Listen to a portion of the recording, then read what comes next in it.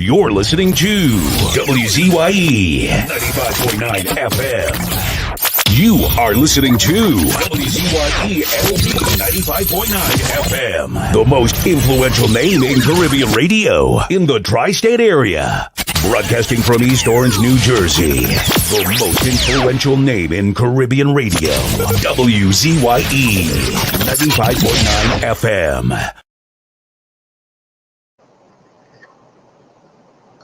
I'd like you to sit back, relax, put your hand together as I make room for Wayne Head, better known as Watchman, attack with full force.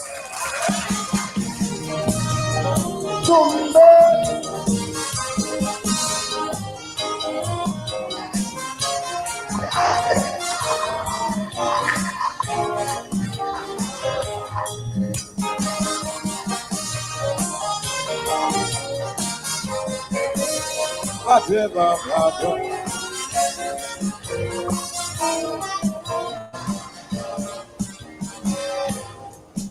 been accused of being a traitor. They say it's I who caused Abu Bakr to hijack the parliament and kick up them big boys in government. Because the first thing them fellas do after they stage the coup is to play all them calypso that was banned from the radio. But the ink ain't dry on the amnesty. The rulers talking censorship already. Either they bounced their head in the brawl, or they never had no sense to start with a call. Boy, hush your mouth and don't say a thing. Robbie and the boys might be listening. Well, if they are, they must realize that people still cussing that they survive. But I say Ibaka did shoot them down. This year, I'd have nobody to come. With all the big talk and arrogance, they belittle them by making them drop their pants. But I hear as soon as the trousers fall, all the big boys in there turned out to be small.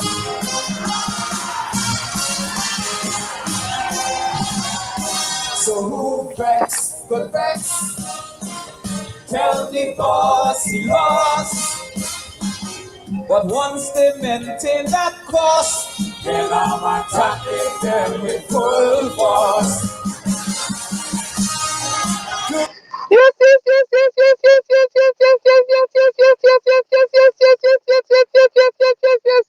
Let me say a special hello to all the WZY 95.9 FM listeners. Of course, it's in the village with the dark triplets on WZY 95.9 FM. And folks, we come in differently tonight. I will tell you right now. Let me bring in. We already see our guest is already inside waiting.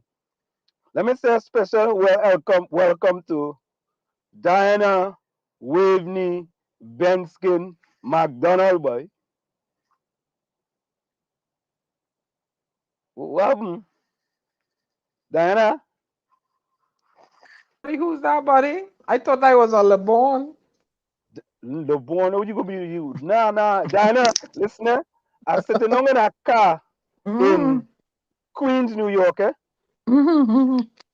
Yeah, you know we just do hey boy technology, something else to do. And I already see the chairman of the PDP sitting in the background waiting. Let me bring in our nice guest here.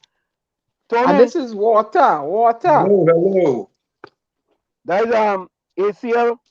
This is H2O 9.5. I don't drink, I don't sip.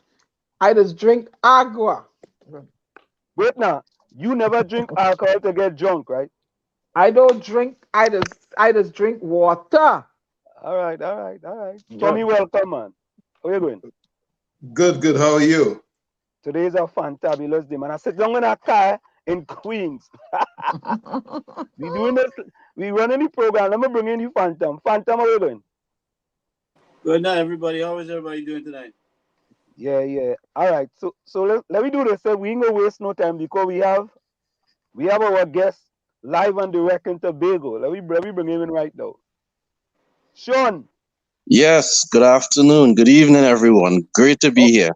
how you going, partner? We all over the place. I sitting on a car in Queens because the boss tell me to come to an event here, and I say, Mm, well, you know what, boy, we still have to do this however we can to bring you guys in because tonight is an important night here in Tobago, and we didn't really want to miss this.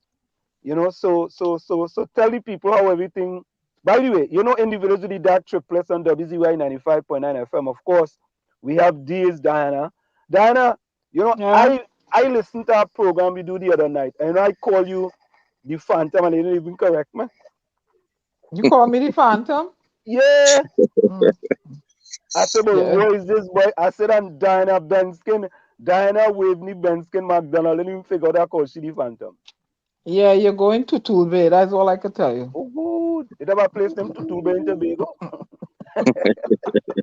not yet. Oh God, yes. And of course, these Diana is considered to be the Storm. A is myself, which is Flash of Wall Street. The G is Gary, which is the Phantom. And of course, we have with us the commissioner out of Newark, who is back in the United States of America after spending 2 months in the beautiful island of Trinidad. That is no other than Tommy Nesbitt. So, so Sean, give the Yeah. people a sense of what's going on there in the ground in Tobago because you're live and direct. Where exactly are you, Sean? So currently I am at Ravenels, and there's a whole story behind that. So let me first start that this is 2 days before the election. So in approximately a day and a half, we should know the outcome of these elections. And we're having our final meeting in this location. The story behind that involves the TTPS. So there's a concern there, and then there's also a concern about rigging, which I can get into when you're ready. But for now, the feeling on the ground has been pro PDP all the way. I mean, um, we haven't seen this. I haven't seen so many PDP flags all over Tobago like this before. Even in our worst areas, I would have gone around the island visiting various action groups and the candidates in what is considered marginal seats and the seats that the PNM is supposed to feel strong in. And our numbers are looking excellent. You don't like to say things like 15-0, but I think we're getting numbers higher than what you would assume that we would get. I am very positive. It's based in some sort of fact with our numbers. Our people are constantly and consistently canvassing in their areas. They are meeting various types of demographics in the zones. They are making sure that people will come out on Monday to do their civic duty and vote. I mean, that's the whole point of this, that everyone who can vote in this election actually shows up, because it's an extremely important election. And I'll kind of stop there, but I want to get into what the prime minister said and some other things going on regarding rigging, potential rigging in the election. So I'll pause there. Right. So Sean, just for those who just tuned in, we have the chairman of the PDP party in Tobago live and direct with us. And so, Sean, I think the first thing you spoke about, one of the two things you just talked about is that it's my understanding that you guys had to move your location from Yes, Roxborough to this new location because of some um, developments with the TTPS. You want to talk about that? You want to bring the people up to date on that? sure. So the commissioner would have given an announcement, essentially stating that the outside activities must cease. So there will be no further spot meetings. There will be no motorcades. And of course, it's fair in the sense that both sides must conform to that. All right. We often feel like we are taking the shaft in a way, in terms of the other side gets away with something, but if we are doing anything close to it, we are seen as the bad guys for some reason. So in the sense that occurred, we had to move our final meeting. So we're going to have our meeting in a smaller venue, but just as strong for our last meeting, which will have all the candidates, and we end on a strong note. So that's essentially the issue there with the TTPS. Not a particular issue, but it does stop the normal flow of elections where everyone expects, last minute big spot meetings, very big campaign meetings, and a huge motorcade. All of that is not going to happen in Tobago this time for this election. Now, the second point that I'd like you to address is the point that you said about um, vote rigging or bid rigging or whatever you want to call it, but the word rigging is in Yeah. part of that.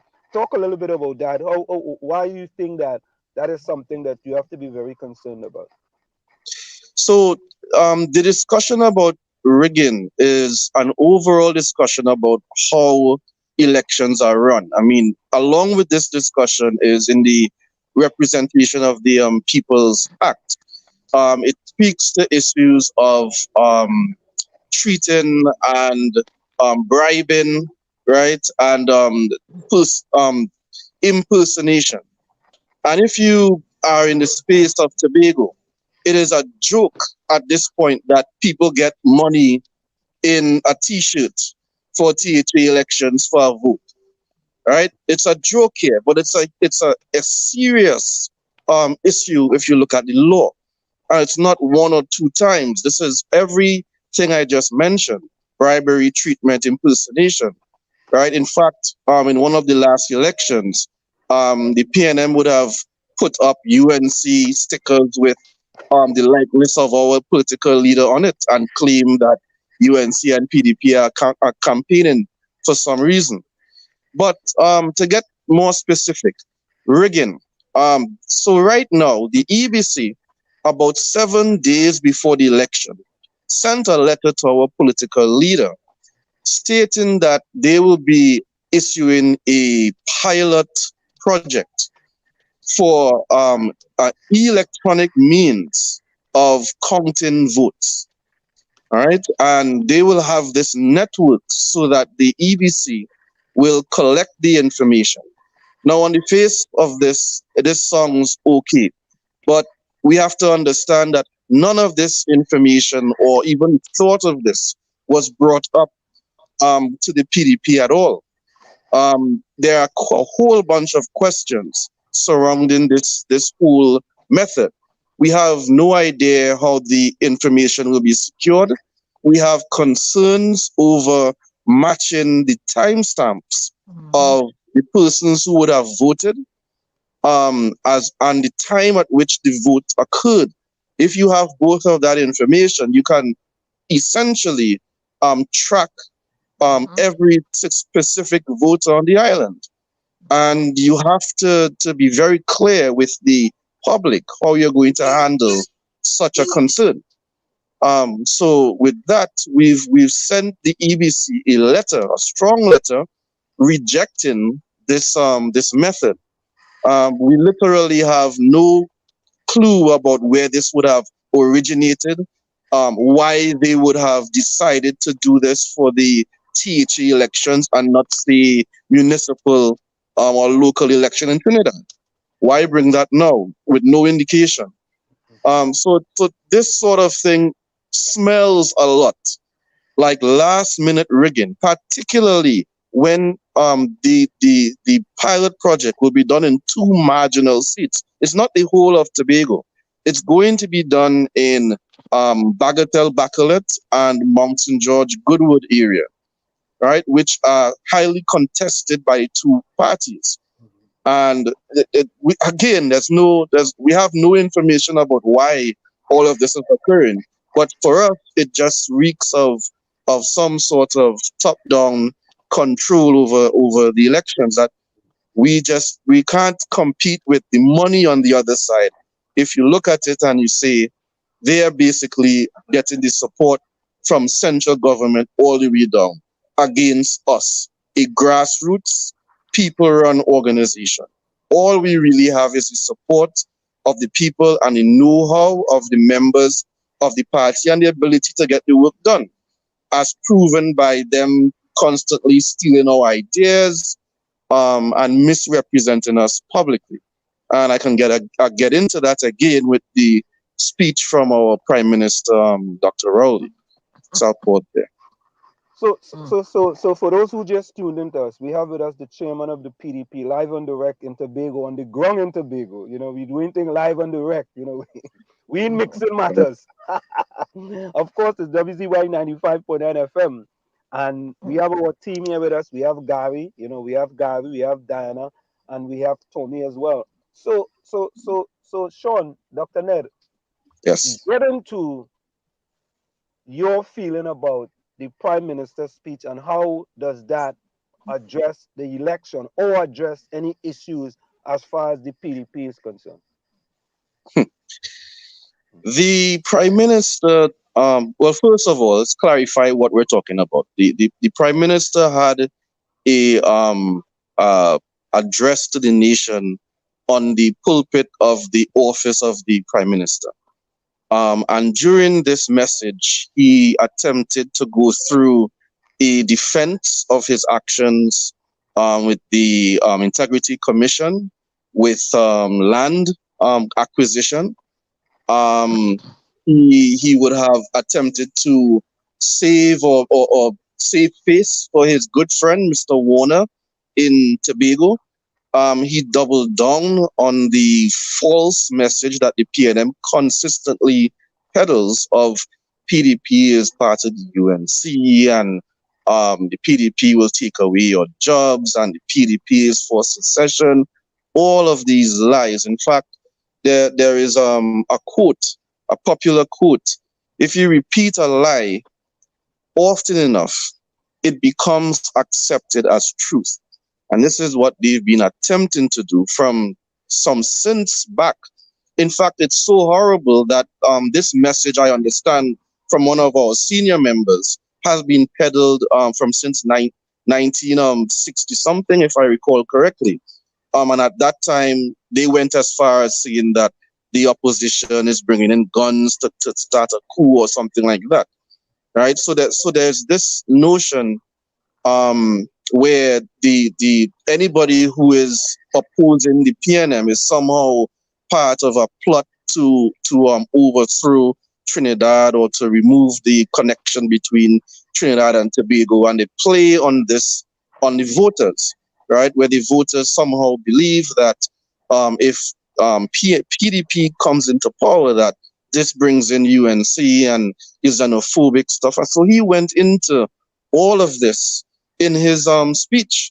He pulls that, and along with this speech, again, 3 days before the election, he has the opportunity, if he wished to highlight the successes of the PNM inside of Tobago. But instead, what he has done is shown that the whole PNM from Trinidad to Tobago simply believes that they can go on a campaign of maligning the good name of the PDP, its leader, and all of its membership. And this is simply unacceptable. And I think it disqualifies the PNM on a grander scale from even running in this election, if that is all they're going to come with. I literally speak to PNM members and ask them questions about their policy and so on. And the response I get is, well, or your leader. Some version of that is responded to, and there seems to be no effort to share with the public why one should vote for you, not why one should vote against the other side, especially again when they are the incumbent. We are the challenger in this. They are the ones who've been running the coffers for Tobago and Trinidad. So all of this would have come forth in that what I call a diatribe um, foisted on the population of Trinidad and Tobago for no apparent reasons. And if you follow social media, you can get a good laugh at the number of responses our citizens would have made on why we even having this discussion right now. So that more or less sums up what would have occurred with that speech. And again, I point out that it really disqualifies the PNM from even running for elections. If really and truly all you're going to see is the opposition, the PDP, that they are aligned and therefore vote back in the PNM. It is the lowest of reasons to ask for a re-election, especially after 5 times being present in the Tobago space and not producing what you say you're going to produce.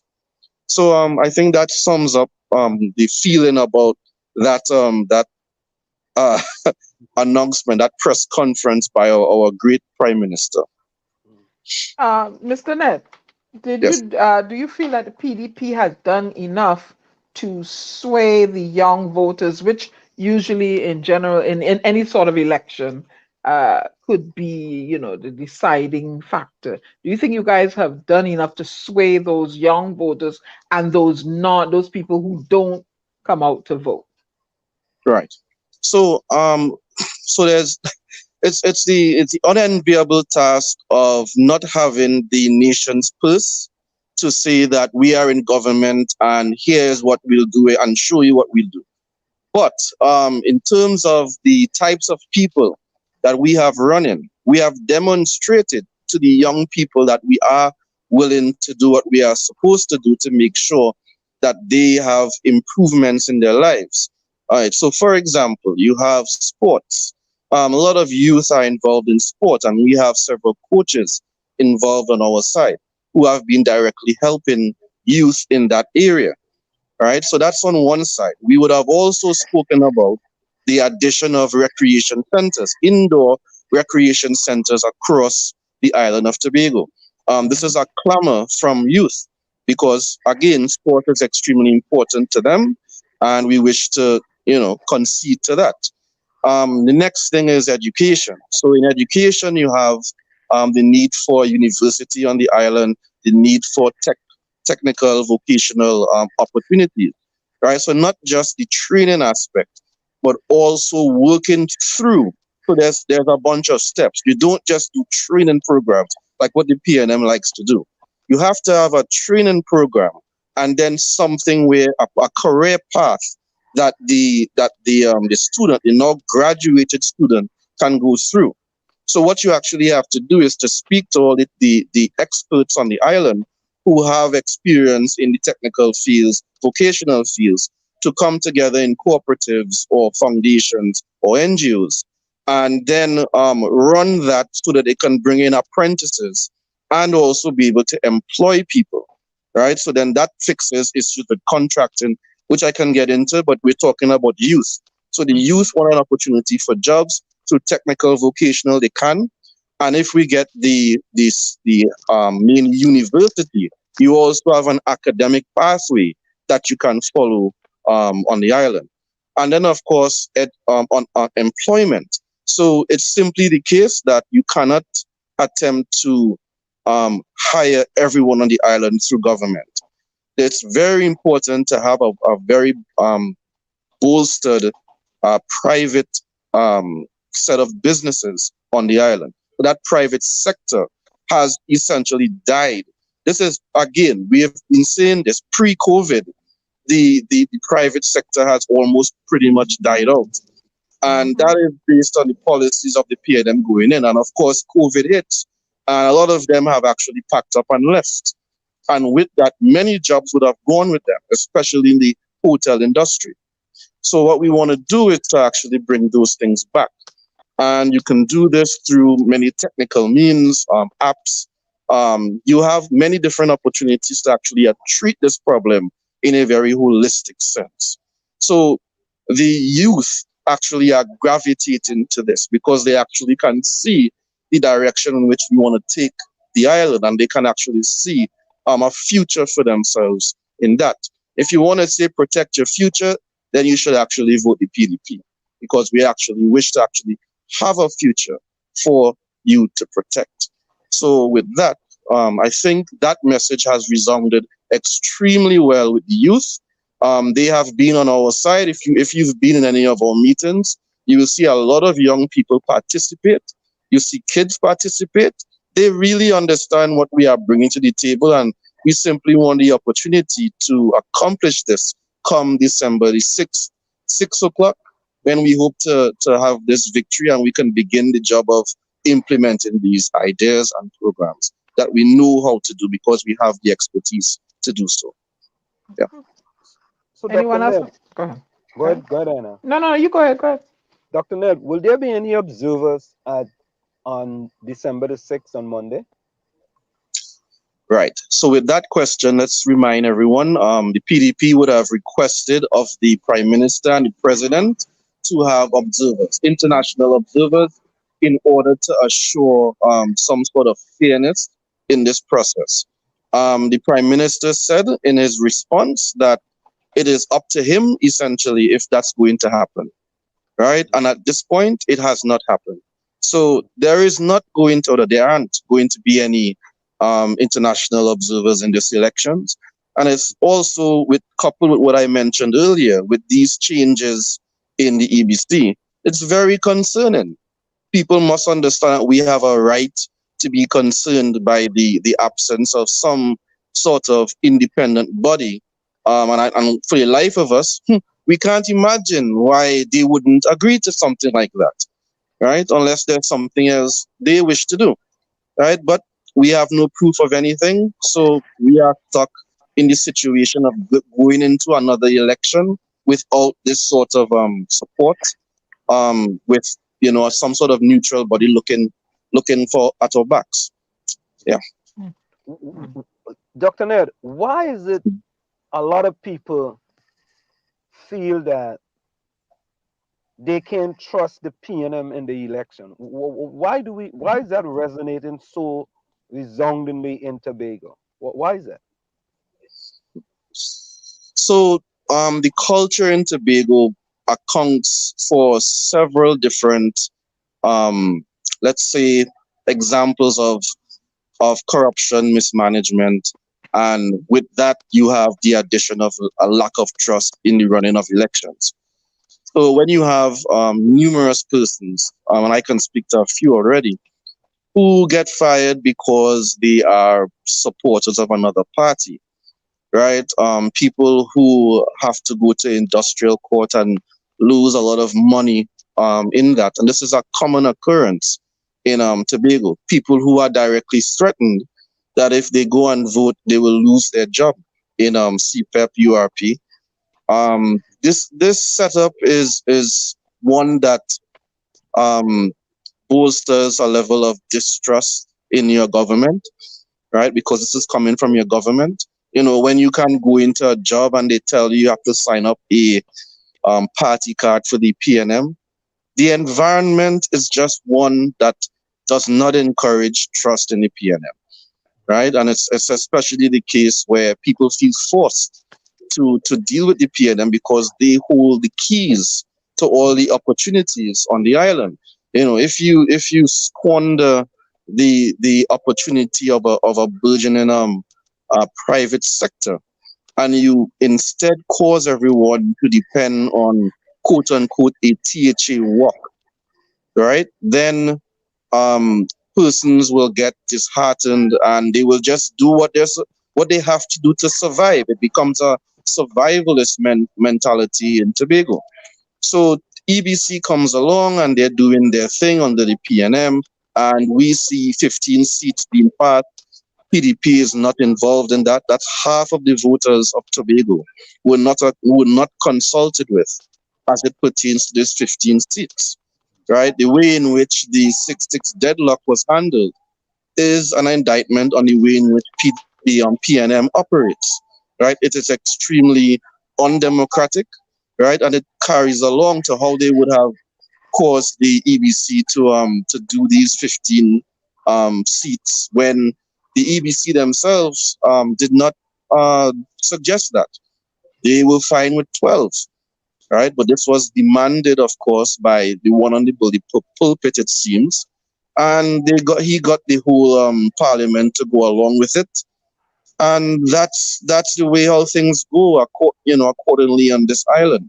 So a lot of people do not have much trust in the EBC and the way in which it runs under the PNM. That is no indictment on the workers themselves, but really an indictment on the leadership surrounding how any entity is run. I mean, we could say this about the healthcare system. We could say this about any entity that's run by the government. It's always the leaders who cause this sort of environment and the members or the employees who have to follow edict. And they may not wish to do certain things, but it happens the way how it happens. So that's the scenario in Tobago with the EBC and why people don't have a general trust in the agents, in the group. Yeah, but Dr. Nedd, here is my question though, right? We have never had in the history of election in Trinidad and Tobago anyone accused of election fraud, right? In saying that somehow someone did something nefarious and they were caught doing something nefarious, right? So how could we never had any election fraud, but how could we say that, the election will be stolen, so to speak, or there will be some type of nefarious activity in an election when we never had anyone accused or convicted? I should say convicted when the election fraud in Trinidad and Tobago. Right. So it's an excellent question. You see, the problem is if you don't have the necessary witnesses or the people who were involved willing to come forward, then nothing gets done. If you don't have the resources to pursue such an endeavor against the government of the day in totality, you're not going to get very far. So that is essentially what is happening here. You don't have enough people willing to take on the task of trying to convict the government on something like this. And it allows us to sorry, the music. So essentially that's the situation. Let me let them pass. Top of the hour. Top of the hour answer. So that's an example of elections. So Sean, so Dr. Nedd.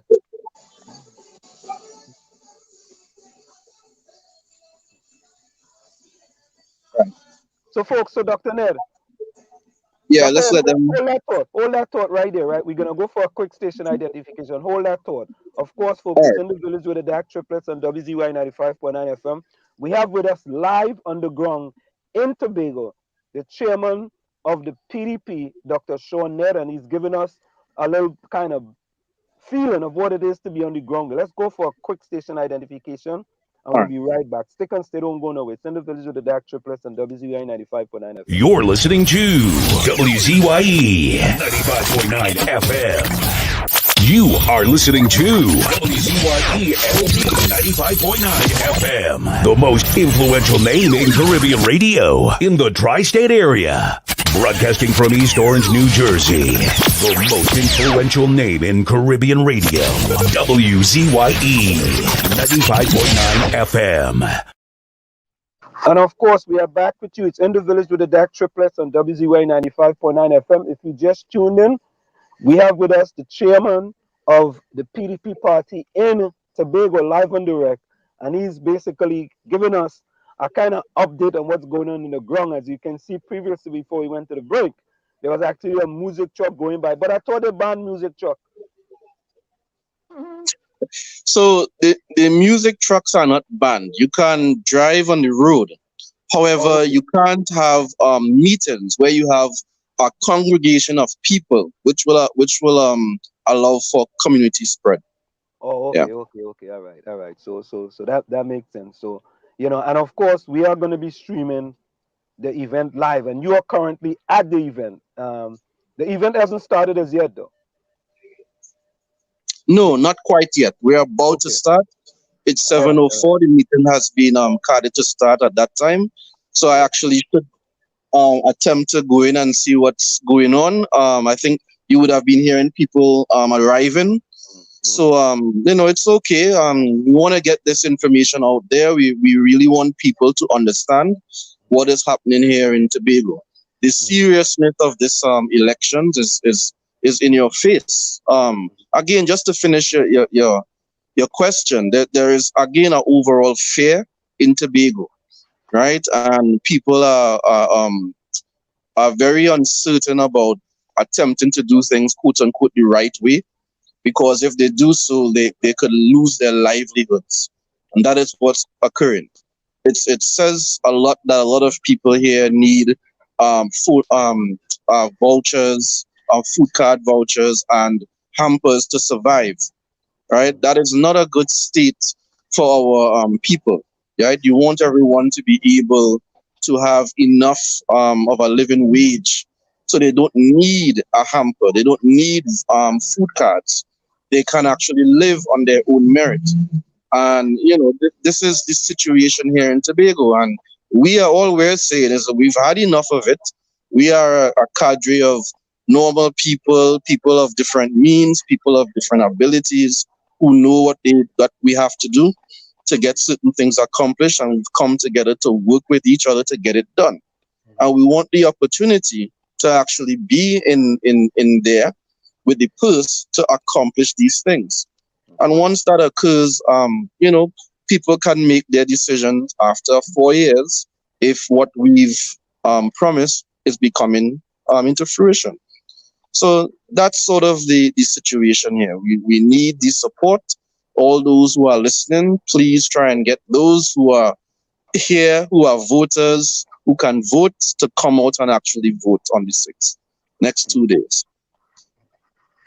So, Dr. Nedd, have you, in your sleeping moments, have you jumped up in the morning and had some type of vision what the results will be on Monday, December the 6th?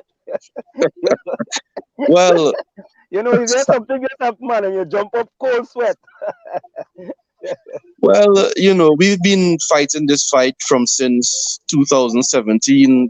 For me, I was one of the first group of candidates in the Buku area, and then now transitioning throughout. And you sort of go through several cycles, and you're just looking at the numbers, right? That's kind of how I've become with it. And I could say at this time, I'm in that sense, I'm very excited. Right, I am looking forward to the 6th, and it's telling that the other side has resorted to certain tactics, which is the evidence of a side that's in fear and worry, right? Especially after the last elections, when, if people recall, they were claiming 11-1 victory, and then of course we got the 6-6. So they are highly shocked. They are in disarray. Right? We are happy for that. That's always a good thing on our side. So, no, I do not sleep and wake up, in cold sweats just yet. Right? But I would say in my waking moment, I am very happy with what's going on, and I sleep soundly, knowing that we are putting in the work, and gradually we are reaching our goals here, so that we can actually do the right thing and actually fix and improve Tobago. So, Dr. Nedd, and this could be the last one for me before you go. As chairman, right? What is the experience of a chairman in this election here that could end up with a seismic shift in the history of elections, not just in Tobago, but in Trinidad and Tobago? What is the feeling of a chairman? Are you being the chairman of the progressive, the people's Democratic Patriots? Let me get it right. Progressive Democratic Patriots. Democratic Patriots. Let me get it correct. Progressive Democratic Patriots.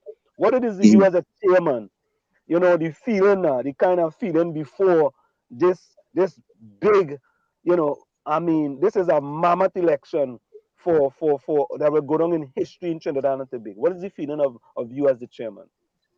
Well, I am quite happy. The start of this whole journey, I'm the person who would have done the mammoth job of primary job of putting together the constitution of this party, and I would have worked with the leadership in order to accomplish that document in its final stages. And what I see is the vision that we would have had for this party, where we have a cadre of action groups working within the communities, doing social assistance as well as electioneering, right, for this party.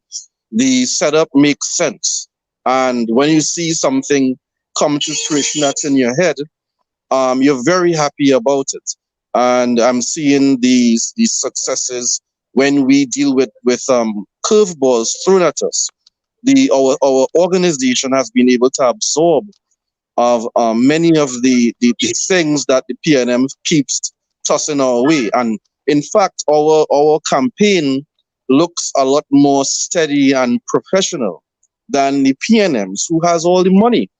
Just remember, we don't have money too much for this party, which is always a concern for a chair, because anybody sees the chair is like, chairman, I need money for X, I need money for Y, and all right, but we have to get things done, and you have to find ways of doing that. So that's part of my job in it, and also just simply managing the many different ideas and let's say personalities that exist in the party, and that needs to be balanced so that we have we're so that we're goal centered, so that at the end of it all we have the next steps accomplished, whatever those next steps might be, right? So generally, any chair would deal with administration, of course. In a political party, you're dealing with a combination of the politics. So, like how I'm talking here, right? So that's part of the politics, getting the information out there, sharing, but also in the background, making sure that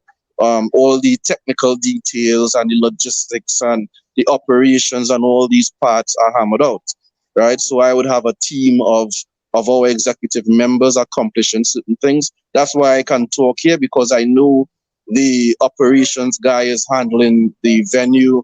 I know that our PRO is doing what she's supposed to do for the event. I know that the various candidates are on their way, right? So like you have to be able to manage a lot, and that is what is being accomplished, and I'm fairly happy with that. I'm always looking to improve, right? That is my nature, right? That's my background. So I expect that the PDP will get bigger and better. All right, we are going to expand internationally. So we see a lot in our future. Yeah. So Sean, Dr. Nedd, I wanted to let you go, and but I just say is the last question, and that was the last question before the last question. That's all right. Right?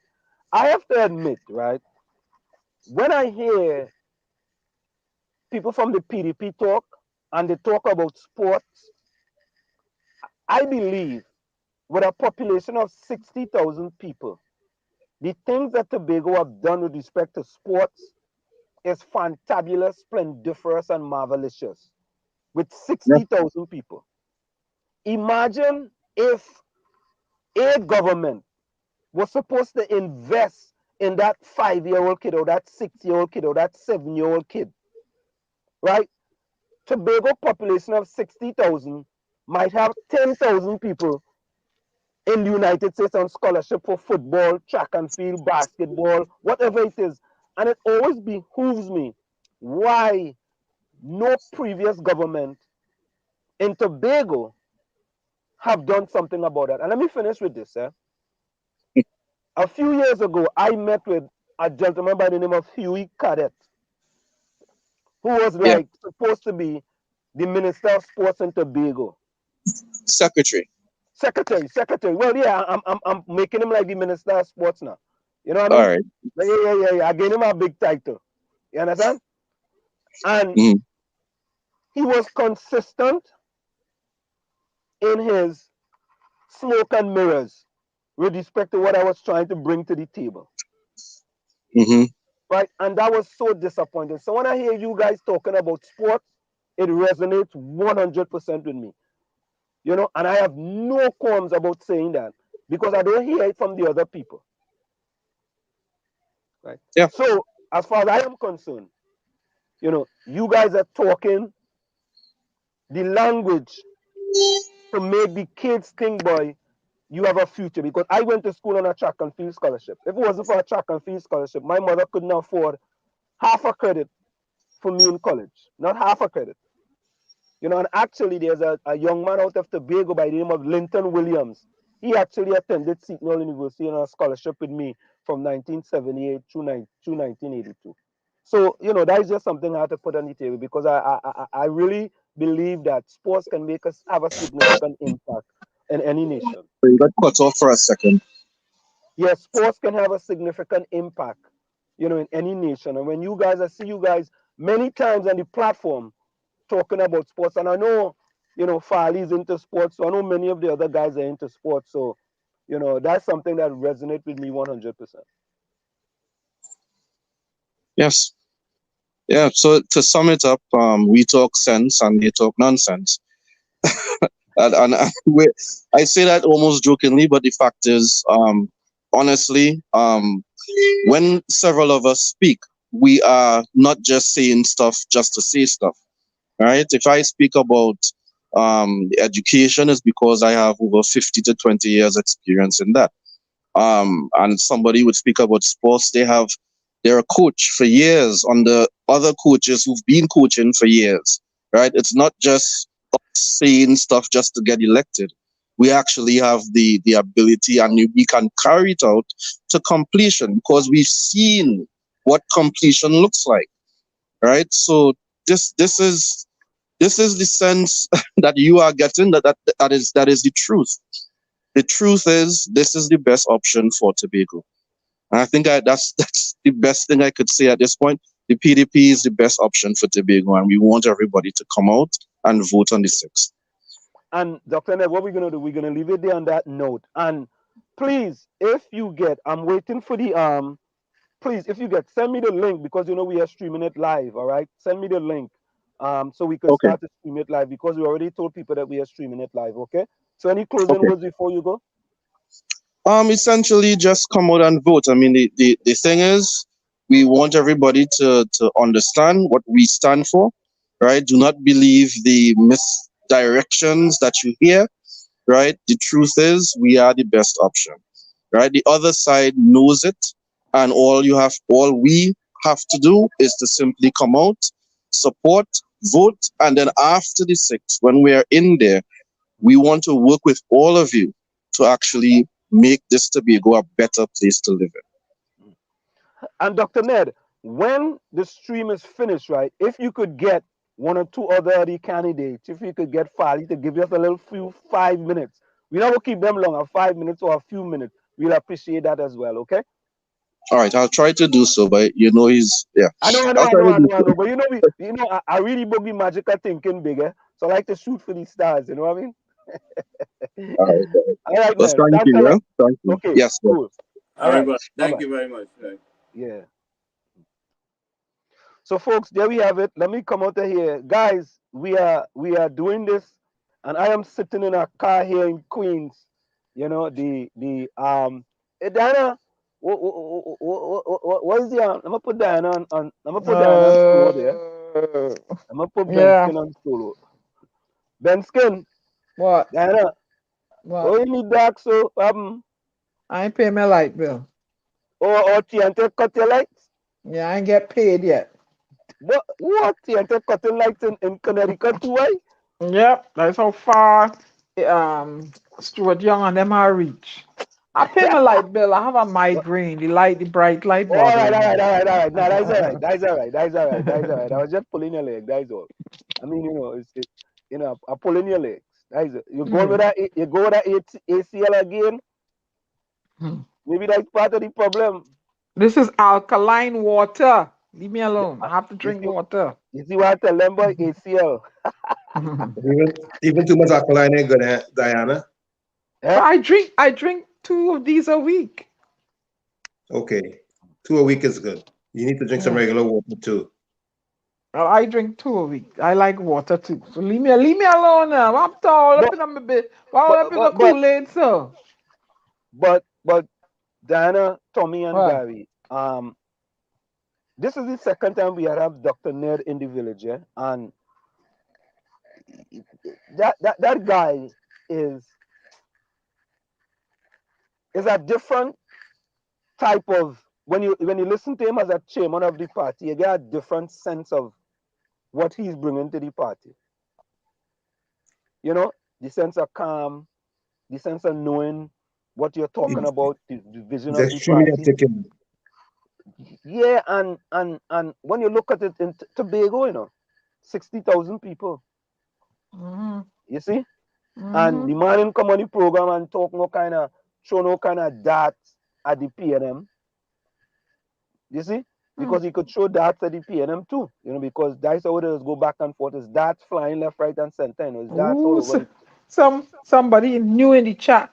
Pharmakia Deception says 6 seats for PNM, 6 seats for PDP. December 6th. Wake up. That is 666. Oh, the Lord Father. But wait. All right. So Diana, if 6 seats for the PNM, Mm. 6 seats for the other group, who getting the other 3? Getting the other 3. Huh? I don't know. Who getting the other 3? But I then want to know. they carved them out, and then Dr. Bishnu Raghunath imply that they carved them out in PNM strongholds. I mean, they carve them out in PNM stronghold. But that's the same way Trinidad is set up. Mm-hmm. They carve out More the seats seats in up in the north, PNM so they keep the strongholds. PNM in the power. Yeah. If you Oh, look at the map of the country when an election is called, majority of the Mm-hmm. country yellow, right? Mm-hmm. But yet And PNM in then the just a election, little corner red. Same thing for Tobago. The whole thing green. Just a little piece down there in the Bonacord area red. I'm like, whoa. well, I don't understand what they're saying. What they really saying? When you look at the map of the election after the election, Uh, the color, uh. the whole of Trinidad is like basically yellow, except for up in the corner there, Diego Martin and the St. George area up in there, red. So what does that mean? You guys sure you know what you're saying? What you're saying? Yeah, I don't understand what Yeah, they're saying. I've seen What? a map like that all the time. But I've seen Diana, the map. I. But let me tell you something. hmm. That If is objective or just when subjective? when PDP win the election in Tobago, all that shifted now. No more 2 seats in Tobago. No, they'll still have the 2 seats because The until general 2020, until 2025. The general then they have a chance to really. Oh, you'll see. No, that 2 seats doesn't change until 2025. That's what I'm saying in 2025. Yeah, Mm. you Peace already them counting them guns. chickens already. 4 years from PDP now. PDP performs and has the purse. You think the people going to leave and go back with the people that persecute them? The persecuting national movement? Nah, they ain't going back there. Mm. Where you getting from persecuting? But you the person know The words. How you persecuting national movement. how, how you gonna if come you're to that conclusion if you're about persecution, starving boy? people, if you ain't giving people no grant money, if you're forcing people to vaccinate, if you have prisoners on remand 15 years and you have people kicking them and stomping on them, you want me to continue? You're going to the savannah to try and protest. You're snatching, you're profiling the leaders. Yeah, they're persecuting them. You're locking out citizens. They can't come home. You want me to continue? Okay then. No, continue, keep going. That in Because I know you have persecuting a short list. that It's a short pamper list you have. is the pampering national movement then. Mm, mm, mm. I don't Tommy, understand. bust your mark now. Tommy, bust your mark. Tom, you have a Oh mark to yeah. bust? Yes, indeed. Well, I'm back, but I on the mute way. him. I mute him before. I mute him. Go ahead, Tommy. Uh, Bust your mark, yeah, bro. well, I'm back, but on the way back, it was pretty challenging. Mm. I was profiled from the inception, reaching to the airport. I was told that that there's a security alert concerning me. So What? they, w- it, A what? well, you know, what happened is they searched, they went through everything, but before they searched, something occurred that never occurred before. I had to give my address in the United States. I had to write it on a piece of paper. In almost 50 years, I've never experienced that before. So I'm saying that if anything happens to me, I would know why it happened or who is to be blamed. It was very challenging. I was searched. I was body searched. Well, they pat me down. Well, they didn't take off my clothes. They pat me down. I had to take off my shoes twice. They went through my my hand luggage and carry on twice. It was challenging. It was intimidating, to say the least. But I'm here. I cooperated, so they couldn't say I'm not cooperating. So and have reason to detain me or anything. So, but Tommy, yeah, it's ugly. Can you speculate on why that happened? Well, they're listening, Tommy, and they know who they. Tommy, I didn't want to go there, you know, Tommy. I really didn't want to go there, you know. That's why I asked you to speculate. You know what I mean? But I have to agree with you that, you know, I think that somehow WZY 95.9 FM seem to be a target now. You're torn in the side. And let me tell them something. When I come to Trinidad and Tobago, all they want to search me, I'm taking off all my clothes. And only you better send a nice looking woman to search me. I said, no, you woman there. And no man better don't push me around and because fight will break out. I go take off all my clothes and sit down. They want to search me. Bitch. I always say that school children throw stones at tree that them bearing fruit. Yep. So I will take off all my clothes. Yep. Obviously, we're touching their nerves. Yep. So they ask you for that address, boy. Yeah. That has never. Next year will be 50 years since I'm in the United States. I've traveled back and forth here to Trinidad and other places, and I've never been asked to give a country that I'm coming from my address in the United States. That's why I'm saying if anything happens untoward or questionable, we know why. You understand what I'm saying?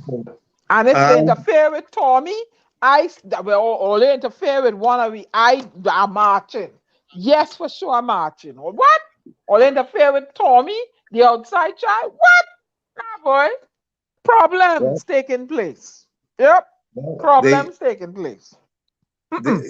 They don't realize, and they fail to realize that I keep quiet and I don't make a fuss about nothing because I know it's much more important to be nice than it is nice to be important.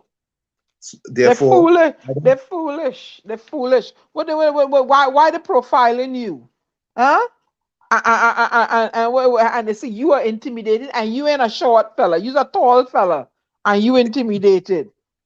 Well, I didn't want anything to disrupt my trip, so I cooperated fully. They couldn't say that I'm resisting because you know that resisting word is a big deal. I resisted. I taken off all my clothes. Look, and lay down there. Search. All they want to search.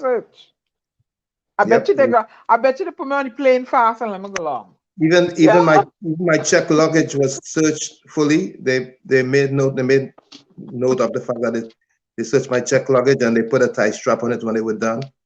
But that was done out of my presence. They did that, so I didn't see I didn't see what was done when they did that. But they took offense. Why was his luggage searched out of his presence or Anselm?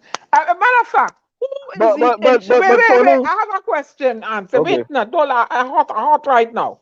Okay. Who in charge of the airport? Who portfolio fall under? National security, no? And who's national security right now? Because that seems to be shifting. He's a ghost. So I need to know who's the national security minister now. Somebody Hey. tell me now in the chat. Who's the national security minister? Is it Mia Motley? Not. But I stopped and I thought about the fact that as the commissioner in the area here, I was supposed to do certain things in Trinidad that I didn't even bother to do because of the state of the island at this time. I said I had assignments that I was supposed to perform. I didn't even perform them, and I'm not going to do it until I'm very comfortable in Trinidad. Okay, Hines, Ethelbert. I thought it was Ethelbert Hines. Ethelbert Hines. Why are you profiling the people that are traveling in Trinidad and Tobago? Why are you profiling and told me you're a dual citizen, you're a citizen of Trinidad and Tobago, right? No, of both countries, of course. All right. Why are you profiling a law-abiding citizen of Trinidad and Tobago? Well, you can profile me because I'm a Bajan. Right? Why are you profiling Tommy? But Tommy, that's why I asked you the question. That's why I asked you the question. And I want you to speculate. Do you think this originated from Trinidad and Tobago? Hell yeah. Well, basically, I think they're listening to what we're saying. Because when TSA goes into your luggage up here, they put a note in your thing, and they say your luggage was searched by TSA, blue and white form, right? They went in my luggage already one time. I said, oh, they went in here good, right? But my concern for Tommy was when they search his luggage out of his presence. Why are they doing that? Why nobody? Ghana, they're allowed to search your luggage out of your presence. No. TSA does that. Not my carry-on. Once that wait, let me stop. Once that luggage is in your custody and they want to search it, you have to be present. Well, yes, the luggage that was in my custody, they looked at in my presence. But I'm saying the luggage that I checked was searched. Yeah, they could search that. I thought it was the one that you had in your presence and took it somewhere else and searched. Okay. No. The my presence was searching my presence, but I'm telling you that they went through that I went through that twice. Why they went through it? Why they went through it twice? And also they pat my body down. What they pat you down for? I had to empty my pockets and they pat me down. What they pat you down for? We're getting to. What do you mean? Oh Lord, Father, Ressa.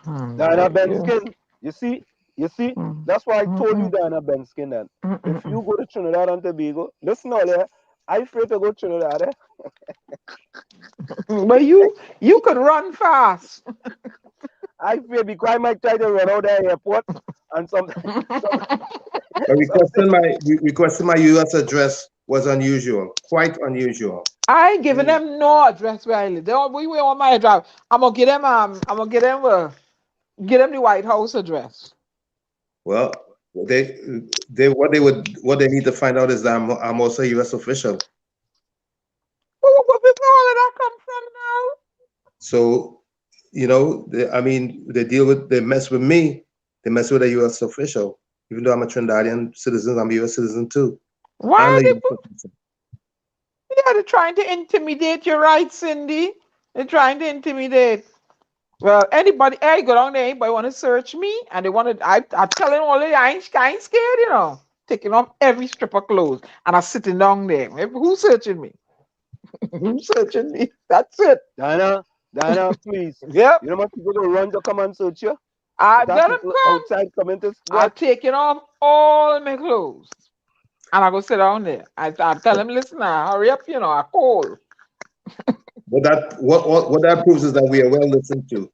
That's what that proves, that they are listening to what we are saying here in the village. That's right. But Tony, I believe what we are saying is that we are just speaking truth to power. They know that. And some they don't want to hear the truth. Tommy was singled out. Yes, he was. Singled out. For what reason? He was singled out. For what reason? But Gary, I just asking questions, I like to under the persecuted national movement, under a ministry led by Ethelbert Hines, persecuted people that come to do business with Trinidad and Tobago.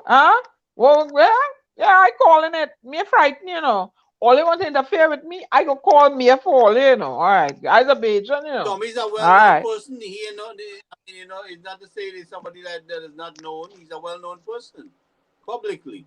terrible, terrible.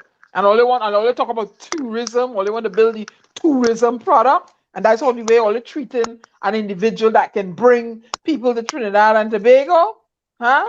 And all they have me, a global ambassador, huh? Frightened to want to come home to she land or she birth. That's the way all they that's the way all they build tourism. All right, go ahead. I go tell them go to Tobago, don't go Trinidad. That's what I go do. Just wait till PDP win that election. Man. Let's Go wait. to Tobago, don't go Trinidad. I go tell them so. Boy, oh boy, you know, ooh. Somebody sent me a video where they're stomping on these prisoners and they're zip tied. They're looking for the camera apparently that leaked some video out, right? And I said to myself, who who bring the camera inside there? Who bring the phone in there? Who bring the phone in there, Ansel? That the same Who bring the correction phone in there? officers. Yeah, But who but sneak the but we have to ask a I don't know. serious question. Why is the prison officers being targeted outside there? outside? Isn't there some kind of connection between the prison officers and the prisoners in there? Hmm. You understand what I mean? Yeah. So Gary, What? I, What Hailey said they kill a woman, new report in she apartment in Maraval. Okay. so Nobody ain't so coming around me. I rebuke that. so who is Farmer Kia Deception? That is somebody. I knew, yeah. That one, No. Listen, that's but you a gotta see PNM what the person spy. put. No, you gotta see what the person put. Deception. Yep. So that is a person who hmm have been here before, but they're using that as a deception. Yep. That's That's a my. PNM spy. Oh And God, based on what they say here, you wonder who it is. They say, well, Tommy, welcome to the NW, meaning New World Order. We have no hmm right to privacy. When they're ready to move forward with their digital kakada, hmm everyone who has been jabbed will be on the blockchain. But what do you mean? What blockchain is this now? So the people that were jabbed back in 1918 when the flu come out, them was on a blockchain too? Oh God, all this stuff with the propaganda now. Yeah, well, you know what this discussion is. The jab this time contains nanoparticles and this and that. And How come how come I telling all that I deliberately had blood tests as a doc because you know twice a year I do blood test. Do a blood test on me. I want to know what inside my blood. And I had my cousin who was a PA assistant, physician's assistant, read the blood, the results with me. Give him access to my email, and when he said and discuss the all the different letters and whatever they found. I said, what I mean? What I mean? I'm supposed to up this? I'm supposed to lower this? What? I said, you see anything but a computer chip inside me? And y'all gotta stop with this foolishness, man. I took my thing all the way up in April, and then I took my booster the other day. How come there's no chipping in me? Where the chip gone? Where the I don't know. chip? It's Where the it's chip gone? Maybe it's I this. poop it out. All you gotta stop with this now, this propaganda. Back in 1918, when the flu broke out, so many people died. They had they had a lot of propaganda too. You know what's gonna happen? They're gonna start. You may have to pay for them vaccines. Watch and see. They want them for free. They're gonna make all they pay for them. That's what's gonna happen. So guys, we are just waiting. We are waiting for the live stream out of Tobago. Um, I also noticed that there are other people that are streaming it as well. If we don't get the live stream in, okay, all right. So I just got a message from the chairman. He's waiting to send me the stream in order for us to stream it. So we're waiting. As soon as we get it, we will go directly to Tobago, on the ground in Tobago. They are ready. So Hey, look, Albert Montano says, Albert says, the people in Trinidad and Tobago listen to this program and even PNM supporters in New York. That's Hey, no, right. it's true. No, you're right. You're right. I don't That's disagree with that right. at all. Mm-hmm. I don't disagree with that. Haley says the prison officers take the big fish money they were supposed to bring from the prisoners. The big fish put a hit on them. All Oh right, Lord. Haley. All right, Oh Haley. Lord. Mm. Confused. Takesha says them prison officers like to duck them fellas things. Even when the people relate, send money through Western Union, they ducking. All Oh right. geez. Hmm. I'm telling you, there's all kind of thing going on. All kind of bacchanal in the prisons. But Anyway, why? but the truth be told, the views of the listeners are not ours, so they Yeah, cannot yeah, yeah. Correct is they right. cannot hold us So, to account. so, Responsible. so people in the chat always say, "Welcome to um alias um pharmakia deception." Right? I want to believe that the person has been here before, but we're not we're we're fruitcake, I have no idea. we're carrot cake. So here it is, eh? A High Court Yeah. judge has ruled the Commissioner of Prison does not have the authority to allow prison officers to keep and carry guns when they are not on active duty, and the practice is irrational, illegal, and clearly ultra virus. Why? Judge Sissy Prasad needs to take his head out from where it is. So, Gary, but what you're saying? Hold on there, Gary. Let me say welcome to Cindy L and Russell Singh. Welcome. I know Cindy's been here before, but Cindy L, welcome. Well, Russell Singh, I think, might be new because Russell Singh answered you when he was asking who's the Minister of National Security. He said Hines. Hmm. Yeah, Lollipop is welcome, Molly. Lollipop is also inside. But Um, he's a lolly sweetie. You know, Lolliver. He's a lolly sweetie. who's that? Lollipop? Lolly sweetie. Yeah. Or I want to see Prasad inside also. Hey, look my partner Vonnie Roberts, boy. Vonnie Roberts. I just like to call. Oh God, where carrot cake? I ain't see carrot cake in a while, you know. I feel he gonna make a pumpkin cake, you know. Cindy L. Say, look, Cindy, Yeah, look, yeah. My Cindy. mistake, not C Prasad, but Rampasad. Justice oh, D. Devendra Oh, Rampasad. lollipop. You're a female. You're still lolly sweetie. all right, Ray spell bomber inside. You see how you messing up people think Diana Benskin? Oh. You're calling people all kind of name. You ain't even know you're calling them. No, I say lolly sweet. I say lolly sweetie. All right. I want see Prasad welcome. Who else? Lolly Sweetie. Lolly Sweetie. You hear me calling the person Lolly Sweetie now. Albert Montano, you inside, boy. I see Lana. Lana was inside. Hey, Curtis Montreal, boy. Out of true I markers, boy. I ain't see little Ron Horn in a long time. Where Ronnie? Ronnie boy, I miss you. Come back home now. Hey, you want me sing that song? You want me sing the No, song? no, All right. no. Okay, please.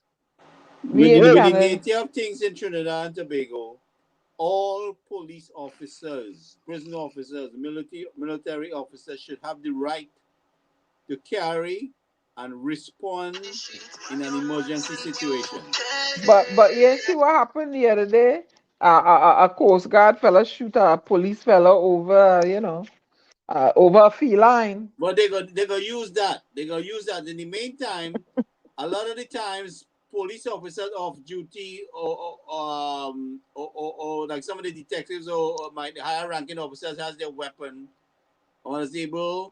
was able to intercept a situation where criminals have either tried to rob a business place or something, and it has come in. So the officers need to be able to respond, and you see them trying to revoke a lot of the gun license for people who was issued a gun license. Criminals not asking permission, and they are more heavily armed. And this thing has gone on too long. And I mean, where are these judges' heads? I mean, what planet are they on? Shoot the man in front of the baby and have the child go on. Planet nobody lives there. Planet nobody lives drunk on there. Something. Oh, Balize Sorrel. Balize Sorrel and Slem. That's spreading cheap. Tommy, you all right? Benskin, you only wanna cause trouble in Odana, Benskin. Tommy, you bring back some Balize Sorrel for me? So guys, Waveney. hold up here. We want to see if hold up here. We want to see if we can go live to. Hold on. Let me try this. Let me try something. Hold on. We want to go live to the stream in other Tobago. So hold on. Let's see something. Hold on. So guys, if it's anything, we're gonna be going live to the stream, right? And you guys are still in the background, right? Okay. Just so you guys know. Okay. And I am going to be. I might have to run in for a little bit. Hold on. The boss is calling you. Yeah. I don't want to. You don't want to have to sleep in your house tonight. Woman is boss. Yeah.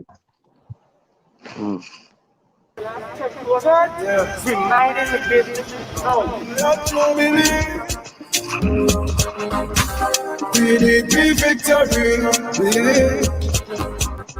PDP no more. The winds of change blowing our way. Bust off those chains. It's a brand new day.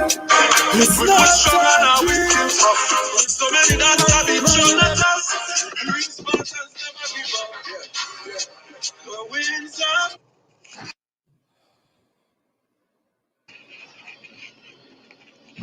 So guys, we are live.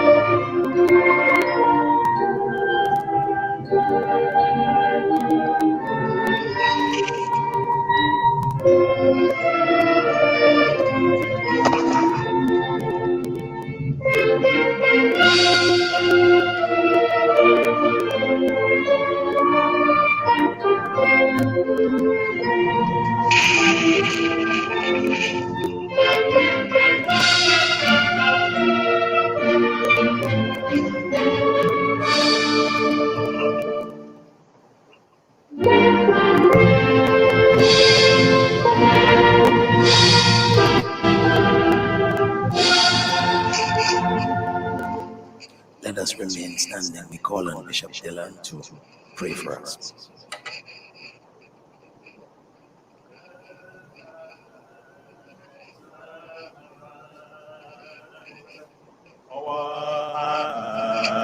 our sin Christian love, the fellowship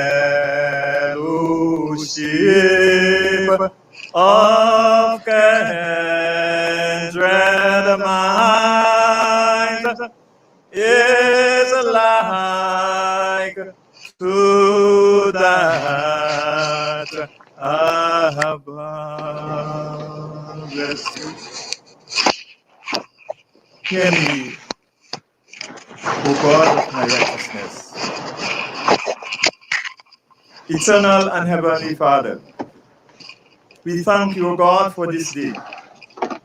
We thank you, O Holy Father, for this political arrangement We thank you, O blessed Lord, for keeping us safe unto this time and hour. We thank you for the campaign, the excellent campaign that was run, and the way in which you have caused us to go, O God. We give you the honor and the glory, and we praise your holy name. We humbly ask your forgiveness, O God, for all the wrong things that we might have done knowingly and unknowingly. And as we come tonight to continue on this journey, we ask, O Holy Father, that you put the right words to the lips of the speakers, that when they speak today, that all those who hear the words will incline to come and join. We give you honor and glory. We give you praises, O God. And at this time, I lift up the executive before you. Touch them, O God, with your healing hands. All those who have to take part in Monday's activities, including all those who have to prepare the meals. I bring them before you in a thankful manner, O God, and I ask, O Holy Father, that you will continue to guide and direct us all as we do what you want us to do for this island of ours, Tobago. Jesus is our Lord and our God, and we thank you, O God. Cover all polling stations, O God. Let your Holy Spirit cover all polling stations and allow Monday the 6th of December to flow with peace, love, and harmony. I ask this in the name of our Lord and Savior Jesus Christ with thanksgiving. Amen and amen. Please be seated. Ladies and gentlemen, again, let me welcome you to our final night of virtual campaign. It has been a whirlwind ride since we started. And I don't know how you feel about it, but I am glad to be in the land of the living to see tonight. I said I'm glad to be in the land of the living. And we are on the cross of the most historic vote that we would have seen in Tobago for quite some time. And I don't know about how you feel, but we have been having some fantastic sessions in this place. And we should have been in another place tonight. And the circumstances dictated that we be here. One of the things that we have to contend with is, as politicians and as organizations, we have to roll with the punches. We have to prove to people that we are growing and we are wise. You know, we may be subtle, but we are harmless at times. And I am thankful that all of you are here. We welcome all of you in the virtual space. And we are happy that you are here. And we are going to have another phenomenal night tonight. I said we are going to have another phenomenal night tonight. Yes, sir. We have in the spotlight tonight Roxmo Delaford. I said we have in the spotlight tonight Roxmo Delaford. Yes, sir. Tonight we are giving support to our political leader. I continue to say that we will stand by him, we will support him, we will surround him. Nobody could stop us from doing that. We're not asking nobody's permission. Make some noise for our political leader, Mr. Watson Solomon Duke. My brothers and sisters, you know, this organization has been favored with many minds, and I want us to go right into what we're doing tonight. We are going to be asking to come to the stage one of the erudite minds of this space we call Tobago. He hails from Charlottesville, I am told, and he is one of the most prolific men of his ilk. I remember one time in Bethel many years ago, they asked him about his vocation. You know, he's an economist. And I remember when he took the stage, he said, I am Vanos James. I'm an economist and a damn good one at it. Put your hands together tonight. Help me welcome Dr. Vanos James to speak to us here. Progressive, Democratic Patriots. Tobago, what the you can love us this morning. Tobago, come December, why you remember, Tobago, I vote PDP. There we fix Tobago. You know in your heart, we need a president. Brothers and sisters, we are in evidently desperate times if you are to take the behavior of the PNM as evidence. The PNM is prepared to destroy the fundamental fabric of the people's sociology here in Tobago just to win the elections.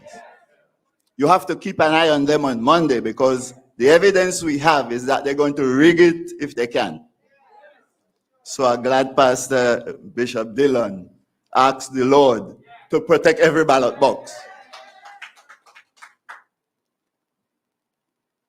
I am no bishop, Pastor Baines, but I would still venture to say in the language of Pastor Baines and Bishop Dillon, let not your heart be troubled. I thank Watson Duke, my fellow Easterner and leader of the PDP, and my fellow citizens in Roxborough and environs. I think he go all the way down to Argyle and all them places, up to Dallas and so on, for inviting a Charlottesville man to come here tonight in defense of Watson Duke. And more important than that, in defense of the program that the PDP is laying out before the people of Tobago, house by house. We didn't have the money to fight the PNM for every space, every spot on radio and TV. But we could go to every home and say, here is why we want you to vote for change. And these elections have become Tobago versus the PNM. And on Monday, the people of Tobago will make a dash for freedom. They will strike out for freedom from the stifling incompetence and vindictive Tobago for 21 years. They will strike out for freedom from the dictatorship and corruption of the PNM's especially what they have put on the people of Tobago this last year. And we will strike out for freedom from the loss of our self-respect and dignity put on the people of Tobago by the PNM, whose leader was prepared to come here to Mason Hall, where I live today, and tell the people of Tobago, throw it in your face, as we used to say when I was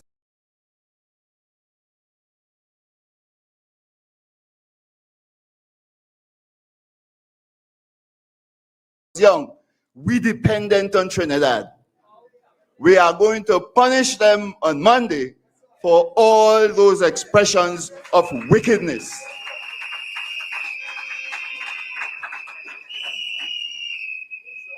Let me invite you to be a little bit thoughtful tonight and invite the people of Tobago and Trinidad to be a little bit thoughtful with us here tonight.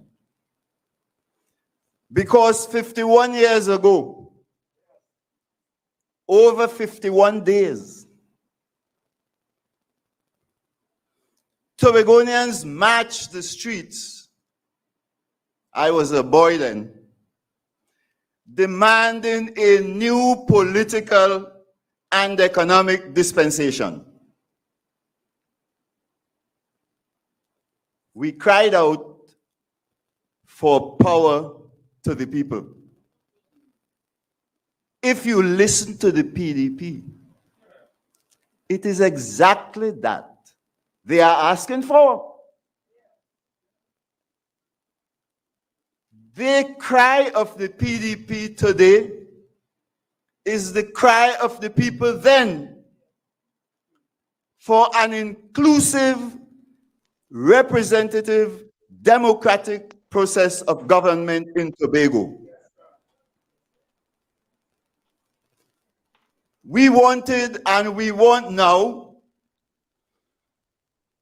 people-centered, skill-intensive economic development.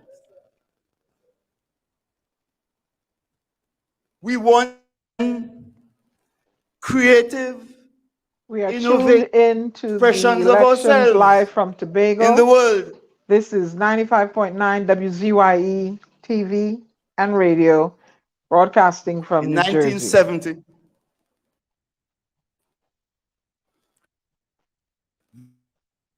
the PNM of Tobago in January 2021, when we voted 6-6, unite on behalf of the people of Tobago. Come, let us work together as one. That was the meaning of the 6-6 vote. Monday morning after the vote, Rowley come to Tobago and tell them, no kumbaya. And after that, it didn't matter what the PDP proposed. They reject everything. And every time they reject it, they talk nonsense about Watson Duke. Young people in Tobago are demanding development and freedom, and you're talking Watson Duke? Are you crazy?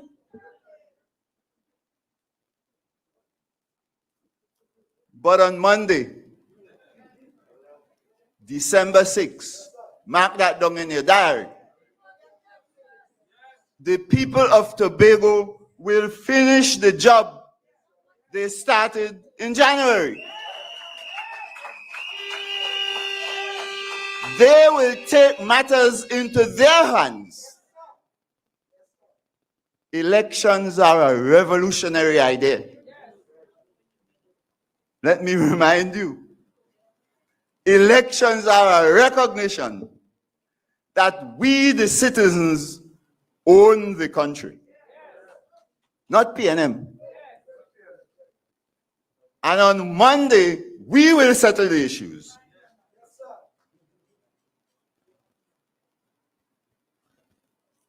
On Monday, if I may borrow from the language of Pastor Baines again, he's my friend now. On Monday, Farley, Augustine, and Watson Duke will blow their trumpets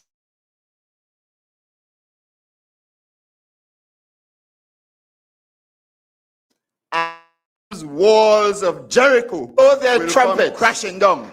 Pastor Baines are good enough, the people will vote.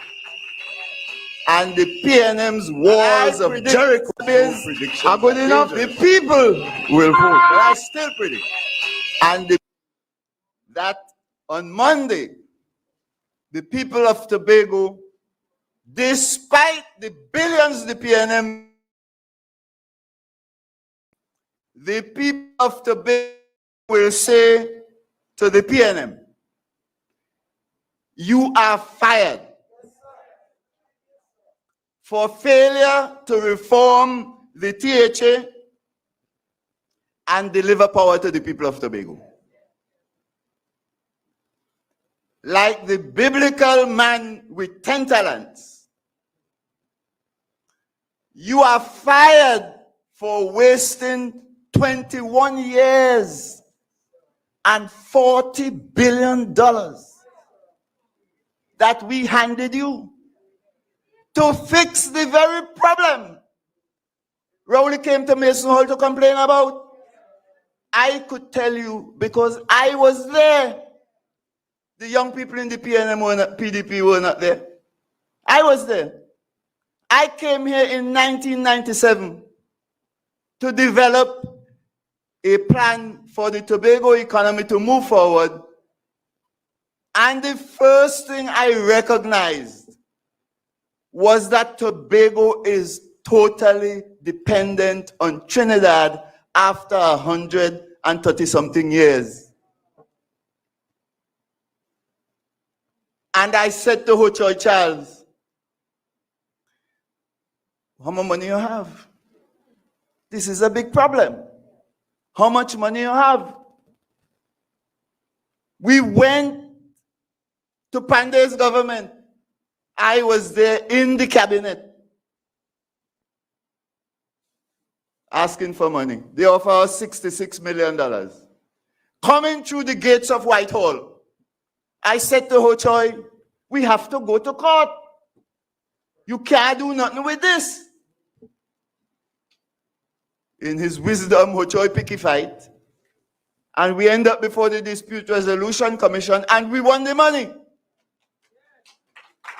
And we won $40 billion, if you count up to today, in order to fix the problem of dependence of the Tobago economy on Trinidad, and to settle the matter once and for all of the self-respect and dignity of the people of Tobago. And Rowley has the gall to come here in Tobago 21 years and $40 billion later and say to Tobagonians, Tobago dependent on Trinidad, so vote PNM. What kind of, and what, Pastor Baines had to forgive me language, but what kind of so-and-so mind is that? We gave you 40 billions to fix that problem. That's why we went to court. Watson, that is why we went to court. And he come here and he tell Tobagonians shamelessly, you are dependent on Trinidad for your money. $2.2 billion a year. You could only contribute 200 million. So you know what? Vote PNM. Well, on Monday, the people of Tobago will say, PNM, you are fired. You are fired for turning Tobago's economy into a wasteland. And you are fired for making Tobago more dependent than ever in our history. Since 1898. It was bad then. It is worse now. What kind of mind do you think we, the people of Tobago, would have to vote to put you there for 4 more years? Are you crazy? You should be even too ashamed to ask.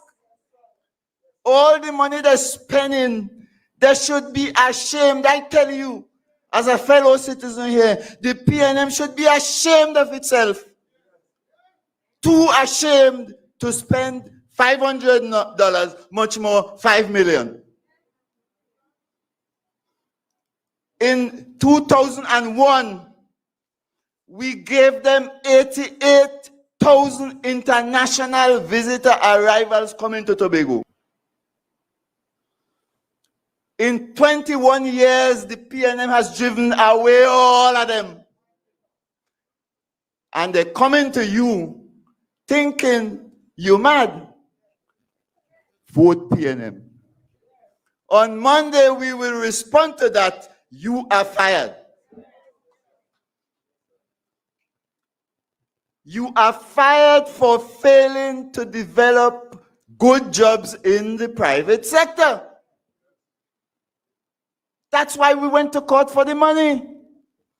I have friends in here, we used to go around to them and ask them, let me see what you're doing in your business, so we could help you. And we would find a willing private sector. You live here and you know the PNM has destroyed the private sector. In 1997, I was the economist who did the first count. And I found then 38% of the workers in Tobago were employed in the government. And I said to Hochoy, this is madness. In Trinidad itself, it is only 14 to 18%. What are we doing here? We gave them $40 billion. You know what they do with it? They take it and try to create a Lavanti vote bank in Tobago. Mash up with economy. The THA alone grew. And then they come shamelessly to tell you the Tobago economy doubled. Well, the THA doubled because we give them 40 billion. We only had 40 billion. We only had 4 million then. So you expect the THA to double. But they mash up the private sector. Tourism gone. Agriculture in a mess. Everywhere you look. Trouble. And they think we're crazy. So they say, vote PNM. For high and rising prices, damaging every household that I am aware of. Women and men complaining to me, asking me, Dr. James, what do we do about these rising prices? PNM fired. Quite so. And yes, for spending billions, well, multi-millions, if not billions, Pastor James, Baines, I don't want to lie on them. Millions on offensive ads. They take up every space on the airwaves, making false claims against Tobagonians, to say nothing of Watson Duke, for treating our people as if we can be bribed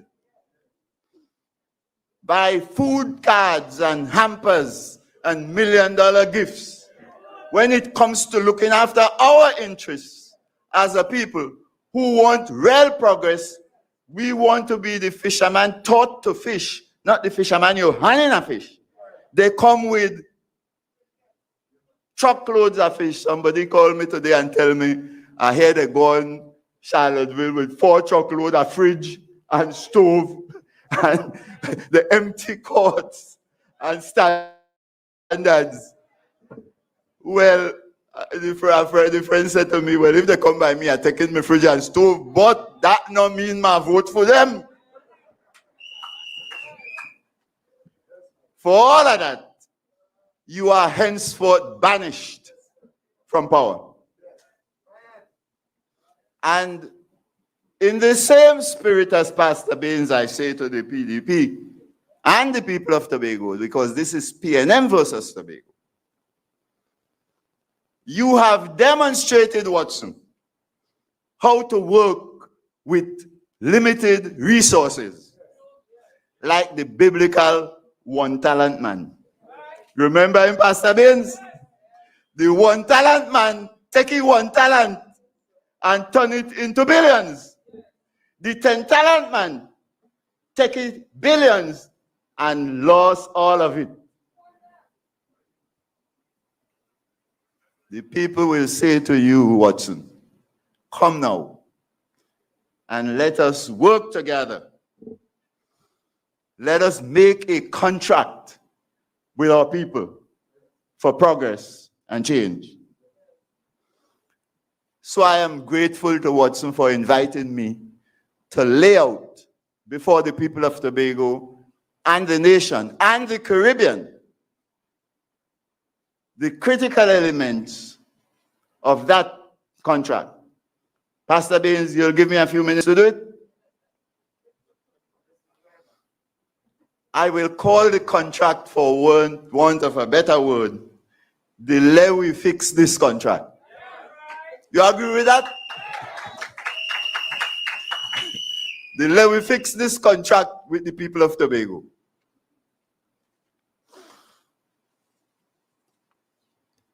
I want to start laying out that element by commending Watson and Farley and Dr. Faith and all the young people of the PDP for the kind of progressive thinking that they have put into this contract, and in particular for being steadfast and resolute in bringing truth and hope to the people of Tobago, house to house, in the face of the viciousness of the PNM. Watson only lucky. I was young when they used to hold people who talk like the PDP and jail them on Nelson Island. Only lucky. So that's why I'm commending you all. You have fought a good fight. And you will finish the course on Monday. In case you didn't notice, in case the people of Tobago did not notice, let me draw it to their attention as a keen scientific observer. The PDP is a young people party. And young people will live the longest of all of us in the house today. With any mistakes we make on Monday, and they will live the longest to reap the gains of wise voting on Monday.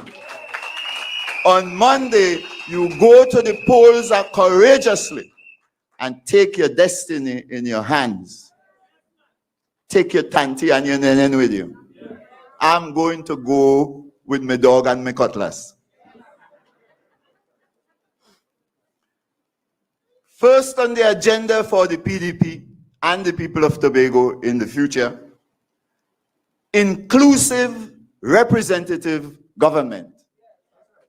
The days of PNM dictatorship in Tobago will be over come Monday. Next week, the PDP will vote to install Farley as Chief Secretary, with the responsibility to run the Executive Council and lead the direction of Tobago towards development. I'll come back in a few minutes to outline a few elements of that program. But also next week, and this is the special prize, as an Easterner, I come here to tell you, on behalf of my fellow Easterner, Watson Duke. Next week, the PDP will also vote to install the notorious fighter, Watson Duke, as Deputy Chief Secretary.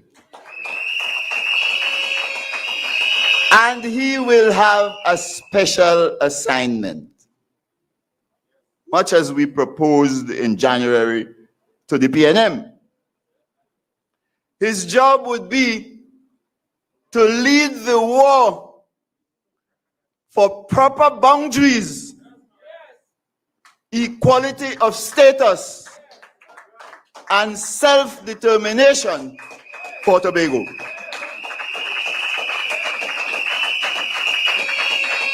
And the second element of the job will be to reform government in Tobago so that the people can govern themselves. That is the most important assignment. It takes a thoughtful leader to take on that assignment and leave Farley with the work to run the economy. Because without inclusive democracy, you cannot develop Tobago. I tell you that as a scholar in the international space, currently working on these questions for the World Intellectual Property Organization. The evidence we have is that you cannot develop Tobago unless you fix governance. The longer you leave the PNM to run dictatorial executive councils running riot without supervision all over Tobago, the longer you will have to wait for development. And that is why the 21 years were wasted. So Watson is far more thoughtful than Rowley. Rowley blocking the Tobago PNM from doing anything. They are in mental slavery mode in Tobago. Watson has liberated all of them. He say, "Oh, come, bring your views. This is democracy."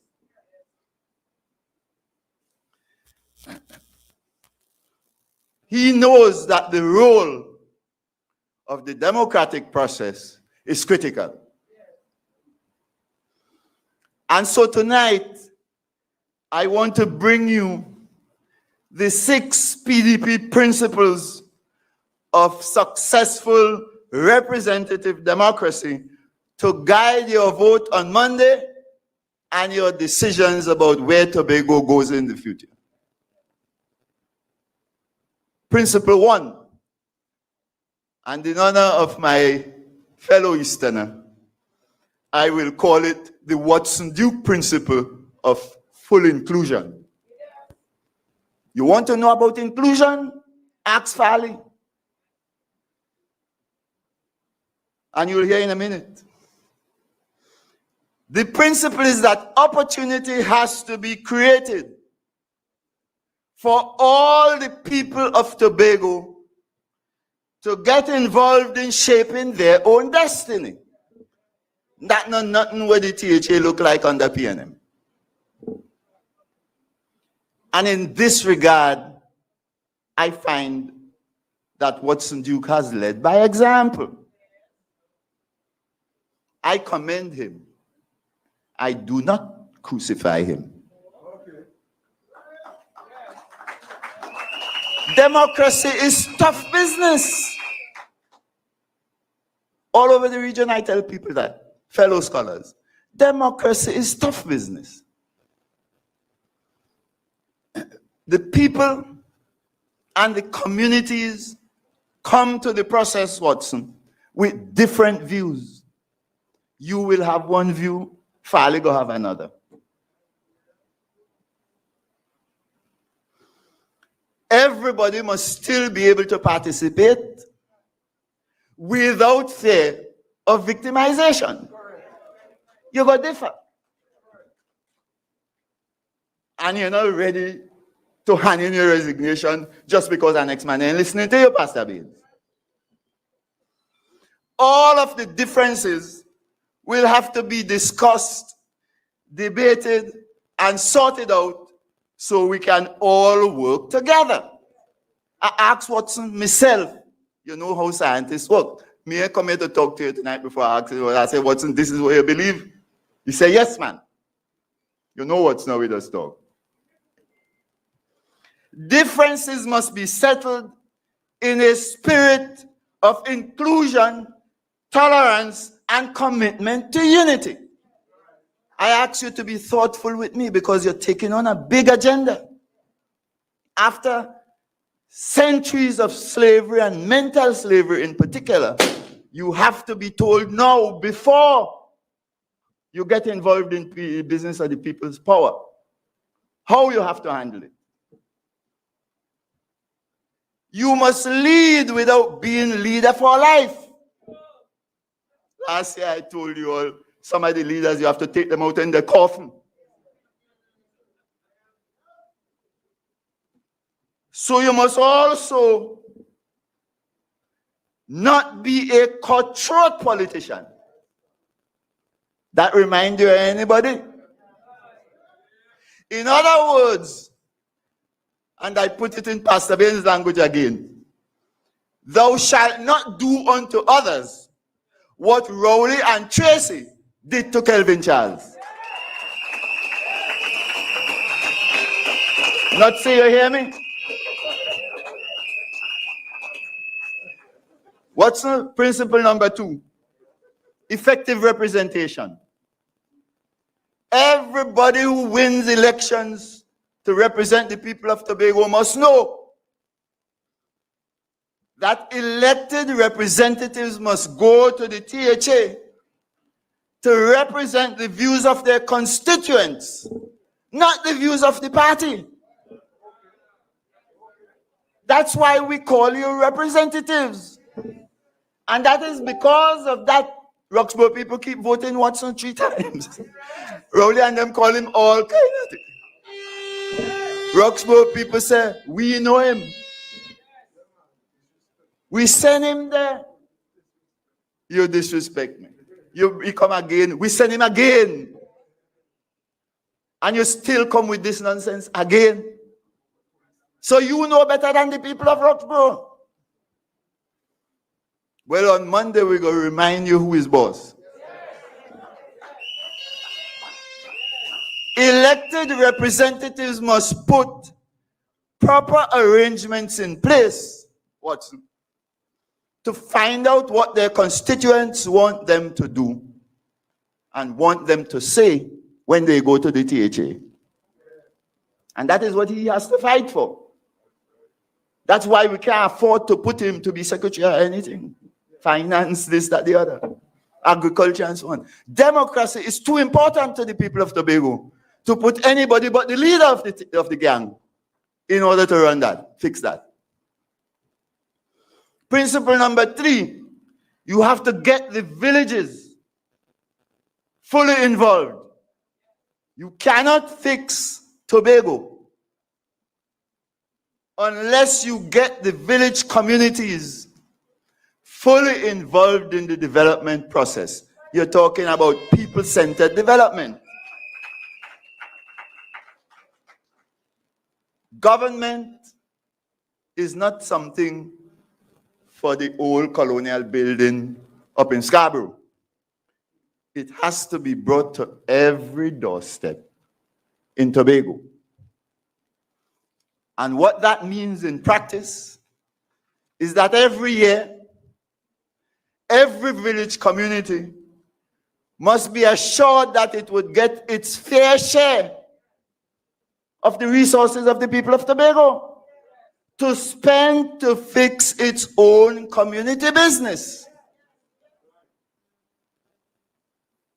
I have done some preliminary estimates to suggest that we're going to have to start somewhere in the region of about 10 million per village. We have 42 of them. So you're looking at somewhere in the region of 400 million plus. You have to spend in the village communities.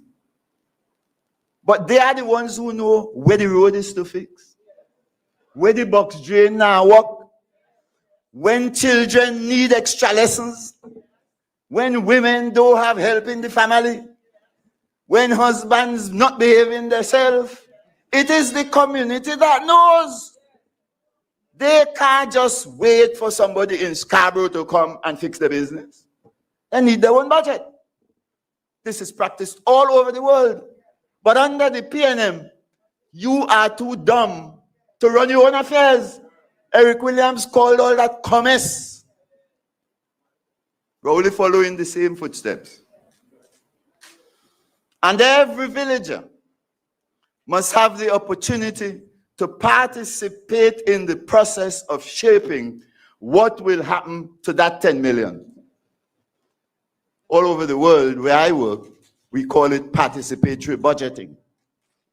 You bring the citizen to practice democracy every day. You have 10 million, all are we gather up and all are we say, majority vote and so on, with expertise to help us. This is what we want to do. Road first, extra lessons second, library third, books for children fourth, computer for children fifth, money done. The villagers get to decide that, practicing democracy where they live. You don't need democracy in THA. You need democracy in the doorsteps of the citizens. And Watson telling me, he good with that. I could follow a man like that. Principle number 4. We want a strong executive in Tobago, but we don't want no king, and we don't want no queen. That is why we can't put the PNM there, because they're going to deliver Queen Tracy to Tobago people, even though Tobago people don't like she much. So we can't risk no Queen Tracy. Therefore, we can't put the PNM. Out they go. The Executive Council under Fally must be supervised by the elected representatives of the people of Tobago. He's not there to run riot like Dennis and Charles. Charles said that is Charles with a common C.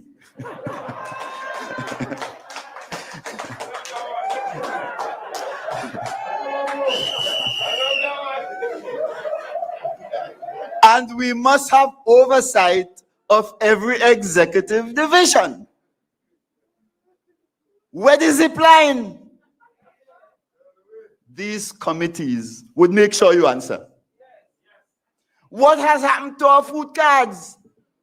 We wouldn't need to wait on the Auditor General to find out. The oversight committees would be able to probe Watson and tell you.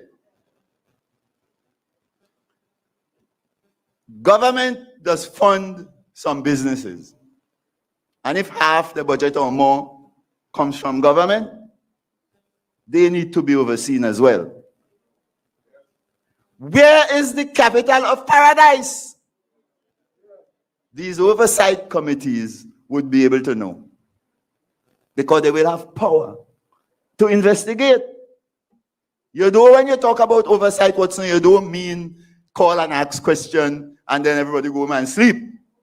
You're going to do investigations, and if you thief, jail is a possibility.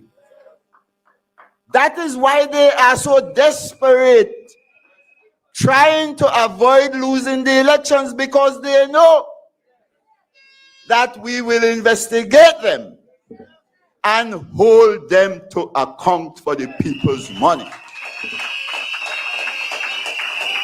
We are going to find out what happened to the $4 billion worth of food cards that the Auditor General reported not accountable for in 2020. We will find out. And at that time, it didn't matter whether you were ex-Secretary of Finance or what, you will be called to account. So friends have told me all their life they never see Joel Jack campaign. Now we up and down campaigning, he can't afford to lose. He lose weight. Principle number 5, equality of status, autonomy, and self-determination for Tobago. The PNM hates that idea. PDP loves it. My friend Watson has his own words for it. Proper boundaries. We know what that means. Equality of status. What does that mean? This is the source of trouble for Dr. Rowley. A government of Tobago with independent powers and rights.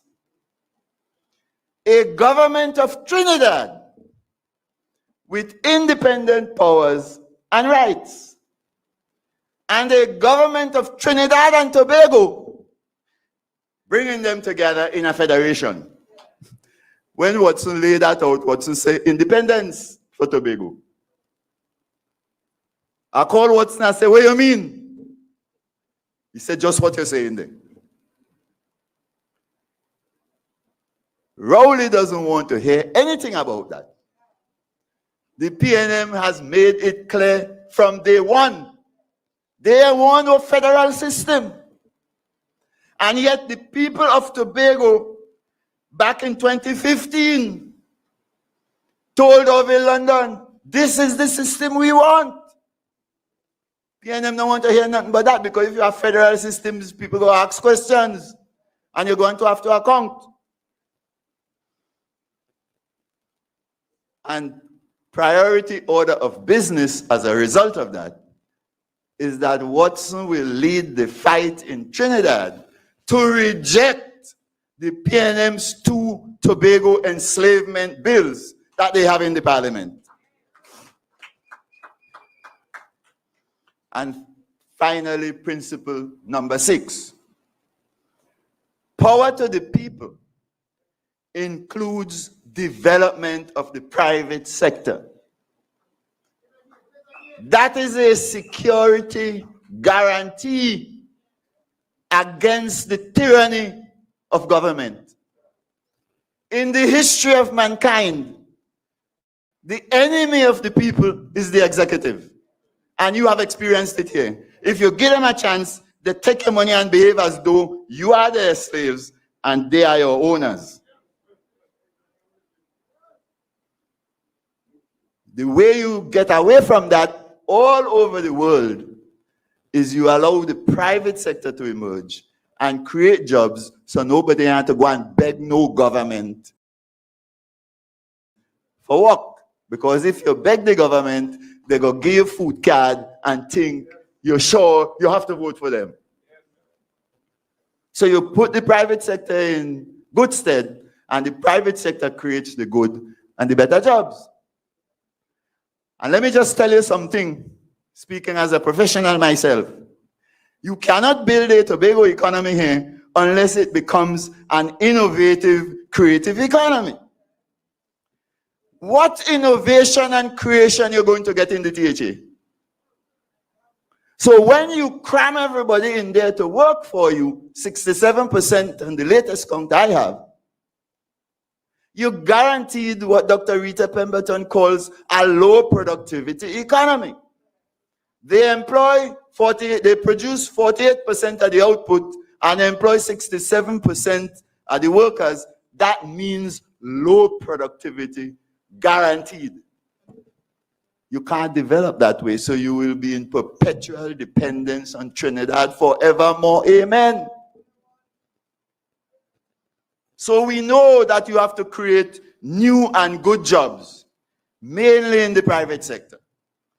And yet, I can stand here without fear of contradiction and tell the people of Tobago, no one will be fired from the THA. The plan is not to fire anybody. PNM do more firing than they're talking. The plan is not to fire anybody. The plan is to create new good jobs. And if you feel that you're better off working for the government, then you stay where you are. You have the choice. If a new, better paying job comes up and you are willing to go and get the education and the help and so on to get the job, fine with me. Then other people will get it. But why would you fire anybody? And in any case, let me remind the people of the country, since the PDP believes in democracy, and the people are going to get a chance to participate in the decision making about what policies will be put in place, which people you know will agree with Farley to fire people? There is a massive contradiction between the idea of a democratic government under the PDP and the idea of a PDP walking around firing people left and right. That is why I don't say Rowley is wicked. I say he is incompetent, because he should see that up front instead of talking nonsense and calling Watson names. So when Watson talk about independence, he means democracy. Tobago needs democracy. When Rowley said, don't secede, he means stay in slavery. So people in Trinidad could dominate decisions about what is happening here. Because remember, these Tobago PNM Council people can't fight with Rowley. Remember what Manning said? Manning said, this man gets angry when you differ with him. And if you continue to differ with him, he becomes a raging bull. Now, poor Tracy, she can't fight that kind of man. Poor Ansel Dennis, such a mild fella. He can't fight a ruffian like Raoul. So you rely on them people. They don't know nothing about autonomy. How they go fight for autonomy for you? Their party runs a enslaved Tobago subsidiary. How will that enslaved subsidiary know how to fight for autonomy and self-determination for the people of Tobago? They are enslaved. It's like going to a house slave who thinks massa clothes is her clothes and saying to the house slave, go burn down the plantation. she run and carry news on you. You're laughing? There are details lying behind the idea of a development program for Tobago. We do not have the time tonight to lay them out. We will give to the PDP the details we have, but bear with me, let me make 2 points for you and then I will wrap up. And thank you very much for allowing me to clarify what my friend Watson is going to the Parliament to do. I'm just wrapping up my comments on what Farley is going to do, given the important job that Watson will have to do. I want to remind Tobagonians that we can do better as an economy than Trinidad and Tobago, and we can do better outside of the country than inside. I can tell you that because I know the data. There are 3 economies, listen to me carefully. There are 3 economies in the Caribbean, just the same size as Tobago or smaller.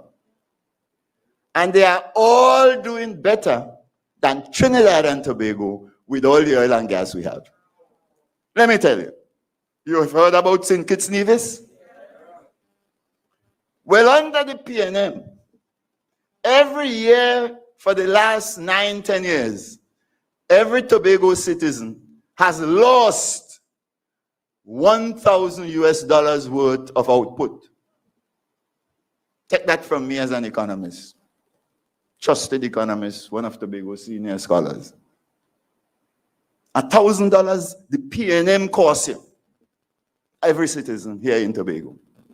So today, we produce $3,500 per person, mainly the output of the government.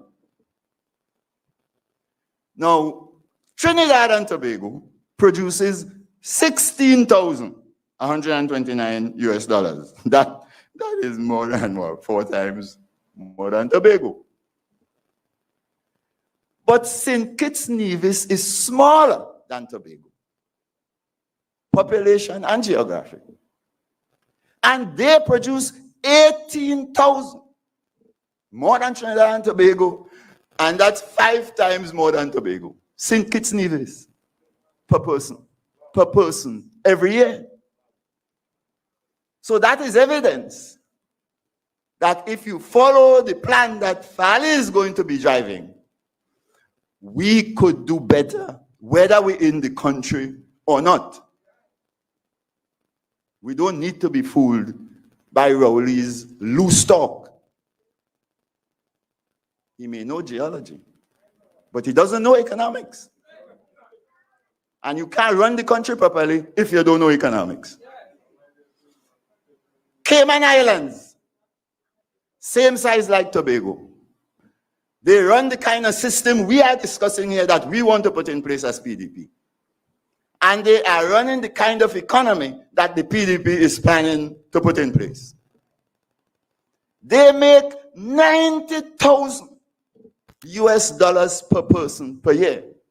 And let me give you a piece of evidence to build your confidence and build the confidence of the people of Tobago and encourage them to vote wisely on Monday. 80% of the room stock in the Cayman Islands. Just this year, I did a study on that economy for a team in Jamaica. 80% of the room stock is made up of 10-bedroom luxury apartments in the hands of the citizens. Isn't that what PDP been talking about? The PDP tell you, we come in with our land and housing trust to fix your land title problems, to help you to save money towards your housing, to help you to get money to invest in participating in the tourism, housing stock, and so on. Just what Kane and Banaccord doing. Based on that idea, I don't see how Nutsy go losing Banaccord Crown Point. Because that is the plan he is offering them. We're going to help you to take your home, and instead of living in a 3-bedroom house, right around it with help, with architectural help and engineering assistance from the THA we run, you're going to be able to do more and more of what you're already doing. Same for Castara. We have a little bit of that in Charlottesville. We ain't get them yet in Roxborough, but we're coming. Each of those is a beautiful 2-bedroom or so, high-quality luxury flat. You know why the Cayman Islands gone that way? Because they are not catering for tourists to come to go to the beach, although they are beach. Spend 2 nights and go home. If that is all you're catering for, then you build Marriott in Rocky Point. But if you're catering for people to come and spend a month and 2 months, long stay, and spend a year going to school and so on, you can't put them up in Marriott. You have to put them up in these A-class facilities owned by the Tobagonian. When they sit down in Port of Spain, I work down there, so I could tell you, they don't see Tobago. So they think it's okay to tell Tobagonians, come, we're going to build Marriott on your pristine environmental lands. But the people of Tobago know better. And that is what men like Sonny Cred and them telling you. We're going to develop the facilities. We own 80% of the stock. And they are doing 91,000 US dollars per person per year. Trinidad and Tobago with all the oil and gas, 16,000. And Port Tobago sitting in Rowley back pocket, 3,500. And that is what Rowley is ignoring and coming here to pass him out on Tobago when we are trying to move in a different direction. We have to tell Rowley, go on. Go your way. Bermuda, all of you hear about Bermuda. 117,000 US dollars per person per year. That's just the same size as Tobago. And they're running exactly the strategy that we are encouraging Dr. Farley Augustine to push. Now, when a man is able to reason like Rowley and tell you, you're doing your 3,500 now, but that means you're better off staying in Trinidad and Tobago. He ain't thinking. He thinking about Digo Martin. He ain't thinking about you. Go on. Go about your business. You don't care about Tobago. Go about your business. Go look after them down there. We're going to see about our own business up here. Let me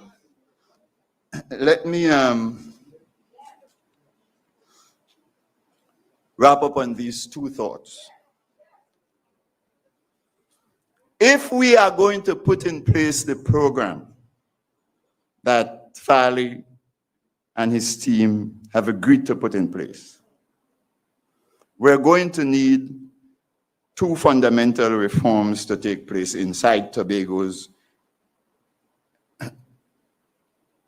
education system. We're going to have to fix early childhood education. We're going to have to fix primary education. We're going to have to fix secondary education. And we're going to have to deal with adult remedial education. We're going to have to tackle literacy and numeracy head on. You can't forget that. And you are going to need a track in your education system so that when you walk up and down in Tobago, man, the other day I went to a funeral and I listened to the people sing. I work on these issues for WIPO. And I had to hold my head and say, good Lord, when the day will come when we stop wasting talent like that. This is world-class opera skills. But they have no way to be properly educated in music. We need to deal with that. The same for sports, the same for the creative arts, the same for the engineering, medical, and related arts and so on. We're going to have to fix that as a matter of priority. And then the other thing that I want to mention is that we have to have reforms in Tobago's business financing strategy. We are going to need to supply lower cost development credit to young investors. They're looking to invest for 30, 40 years. We need to make available low cost credit to them, not the usurious rates they have to pay in the banks. And secondly, we are going to need, as a THA, to support our young investors, to find a reliable supply of foreign exchange under the control of the people of Tobago, so that when our Tobago investors want foreign exchange to invest, they don't need to go and beg nobody in Trinidad for it. If you can't do that, you can't develop Tobago. As a consequence, I say this to you.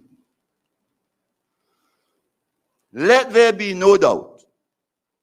The elections on Monday are a referendum on the PNM's creation of a more dependent Tobago with our money and our time. The question on Monday will be, do you agree that the PNM wasted $40 billion and 21 years of unbroken rule, destroyed our private sector, and kept Tobago dependent on Trinidad?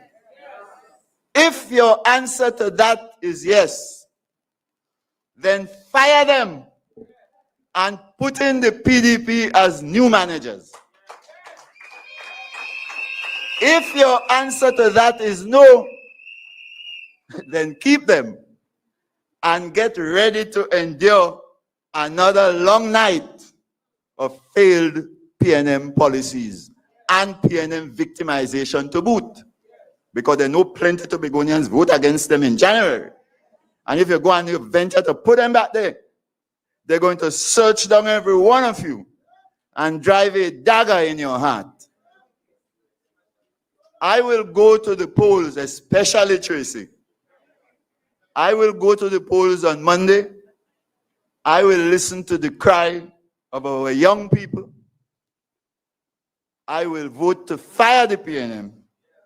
And I will vote to install the PDP. I will take my cutlass, my dog, and my cat with me.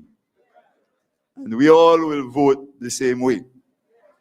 So I invite you to join me in liberating Tobago on Monday from the PNM and in providing a brighter future for the young people of Tobago. And may I thank you. Black excellence.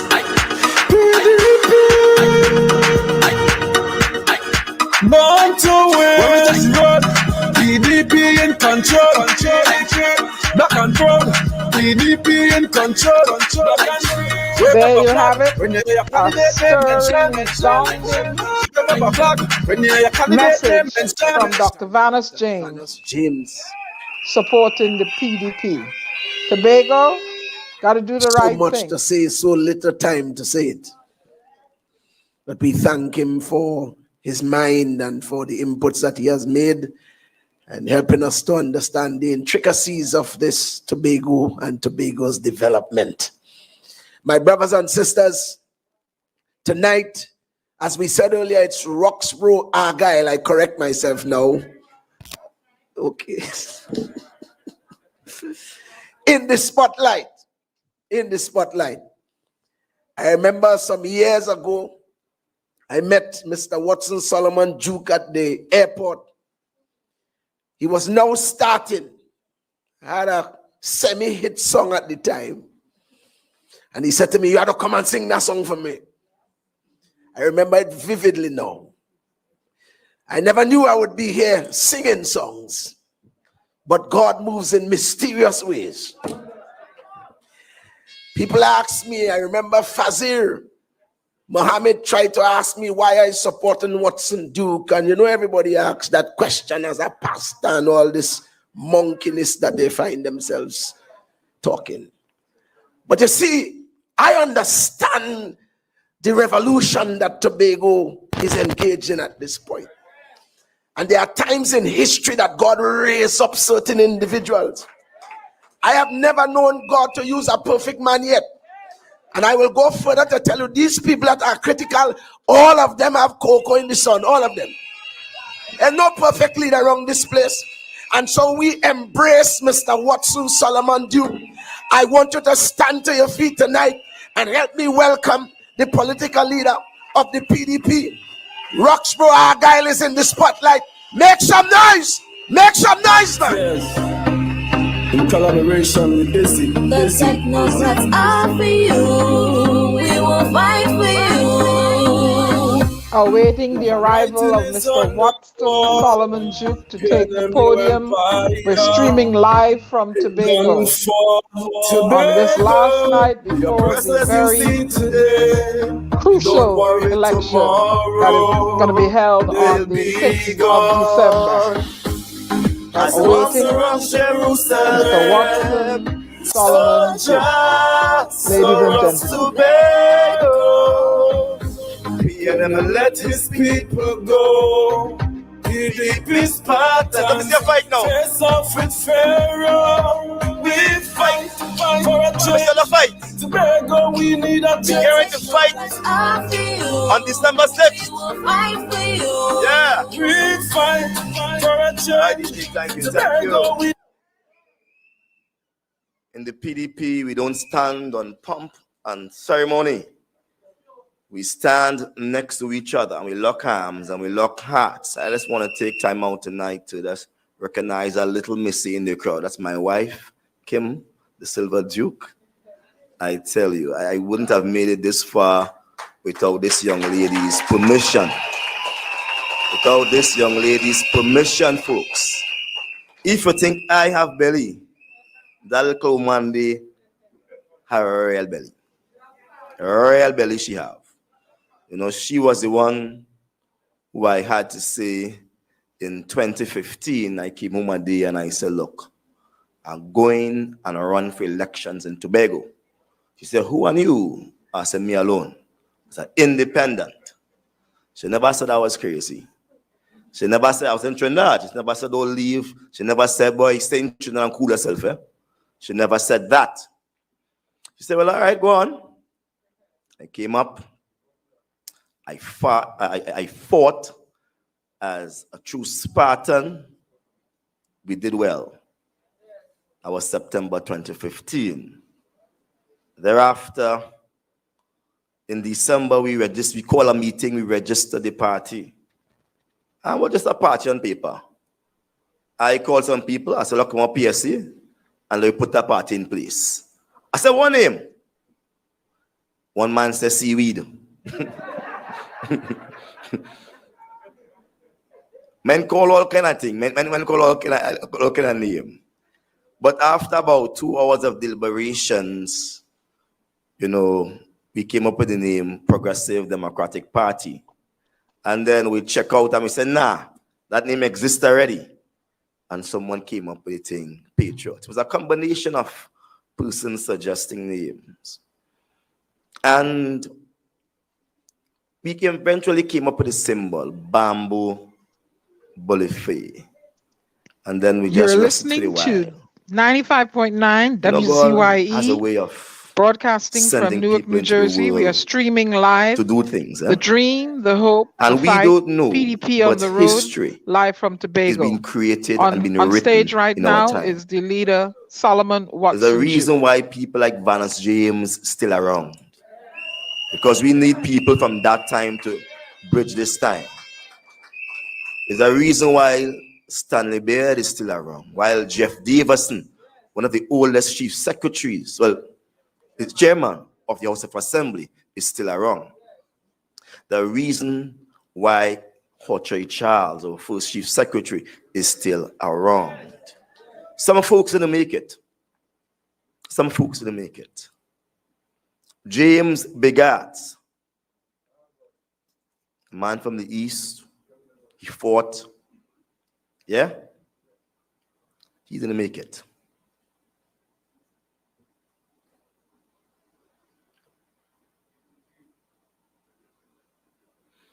APT James, he didn't make it.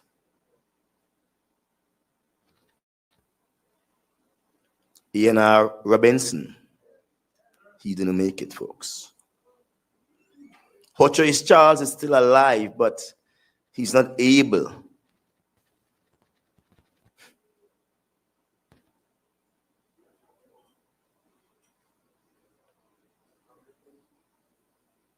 Pam Nicholson, she didn't make it either.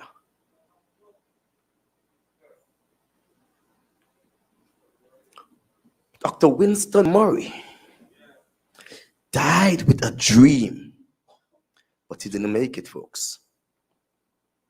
Every time they tried to make it, members of the Balizi House peddle lies against them, peddle hate against them. They use the central government and they block the path of these people. Here we are, an island that was free. In 1976, we had our own constitution. In 1876, 1876, Tobago had its own constitution. Go to the Scarborough Library in town, they will show you a copy. Ask them for a copy of the Tobago Constitution. I challenge you today. Go to the Scarborough Library. Ask them for a copy of the Tobago Constitution. It's there in some back room. Tobago has been a place of struggle. Tobago has always been about bread and butter issues. In 1876, a group of workers got tired of being bullied, tired of working and not being able to make any money because what they were paying during the trucking system was too much. Doctors' visit was rare and in between, and they began to protest and demand better wages, better working conditions. They were workers. Slavery had ended. And they sent a police down by the name of Corporal Bedman, a white man, from the Roxburgh police station. And he came down very much so as how the police today behave, in a badgeristic kind of way, and trying to tell them, stop the protest. They were on the Roxburgh estate. And they weren't about to stop any protest. They were demanding bread and butter issues be addressed. And obviously, he felt that he was alone to himself. He whipped out his shotgun, bow, and shot a woman in the crowd. She died. The next day, they tried him in the Roxborough courthouse, and they said, look, take him to Scarborough. Tobago had its own chief justice in 1876. That's right, its own chief justice.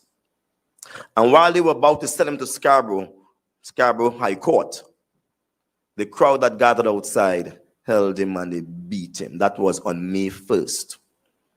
During the next 5 days, the people of Tobago seized, the people of Roxborough, joined by others, seized full control of the country.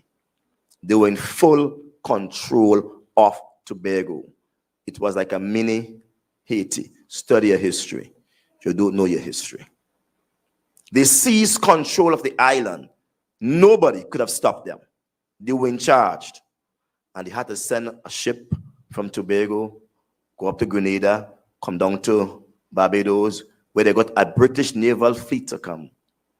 And when they came, well, it was licks like fire, licks like peas.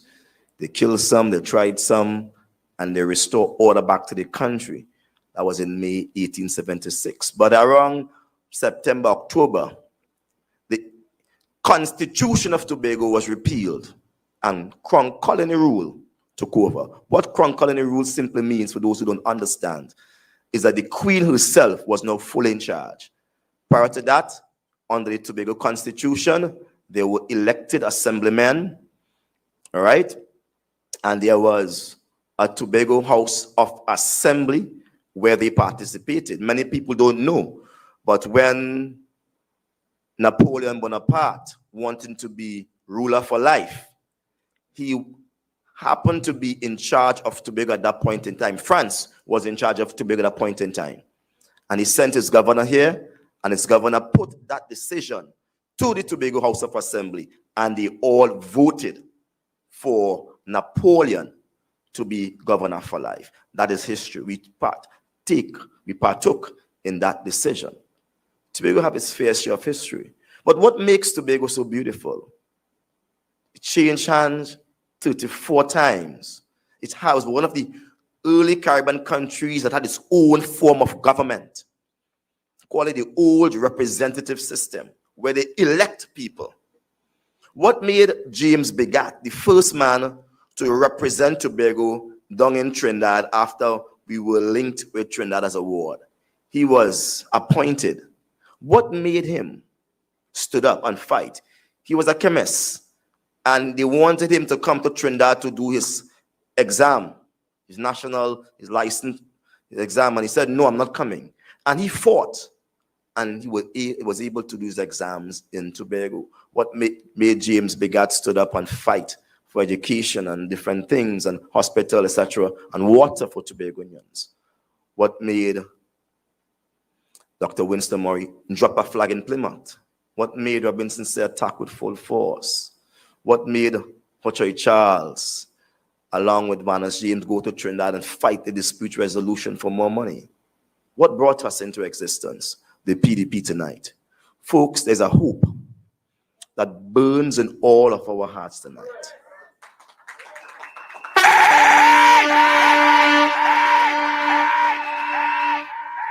There is a hope that burns in my heart. It burns in your heart. And I'm telling you today, that hope must lead all of us to that poll on Monday, the 6th. PDP! It is high time that we govern Tobago ourselves. It is disrespect to allow someone who is not even a Tobagonian. Yes, I'm saying that. Dr. Keith Rowell is not a Tobagonian. He's not a Tobagonian. And you can check the facts. Go to the EBC, the ID card office, and ask him what his ID card says. Diego Martin. He's a Diego Martin man. He admits over and over that he cannot vote in Tobago. He has no business in electoral politics in Tobago. He admits that to us. And yet there are some people running up and down in some red jersey, right, following Balizi House, not even knowing what they're following. They're following a man who has no interest in Tobago. None, absolutely none. He sees Tobago as a plaything, as a place to chill out and to be a king. Folks, I want to say this to you. That hope that burns in our heart is a hope that you be placed at the center of our governance. You, the people. You, the people, must be placed at the center of our governance. PDP! If you want to ask yourself, what did any one of us benefit from the PNM over the last year? There was 6-6. Nothing. Nothing. I've asked a woman who is a CPEP worker, what is your salary on a monthly basis? $1,500. I've asked a URP worker, what is your salary on a monthly basis? $1,800. Folks, that is criminal. When we sat with the CPO in 2019, just before COVID came out, the CPO agreed with me because that's what I do. I'm a professional negotiator. The CPO agreed with me that it takes $3,000 per month to feed an adult. $3,000. And this is why we are suffering from diabetes. This is why we are suffering from heart and different ailments, because they are lifestyle diseases. We don't eat right. Yeah? We don't eat right. It's high time that Tobagonians begin to eat right. Yeah? Because they must be able to buy the right things in the shop. They must be able to plant the right things. They must have land so they could plant. It's high time, folks, that we make our health a priority. Dr. Rowley, the Digo Martin man, he makes his health a priority. You know how long God trying to kill him? You know how long? But the kind of sickness, the man had COVID twice. Twice he had COVID. Twice. And he's still alive. And they have all kind of comorbidities. I know strong people, strong people who just go into the hospital and that is it, dead. Dead. Strong people, young people. You will never see them. And he just fighting up.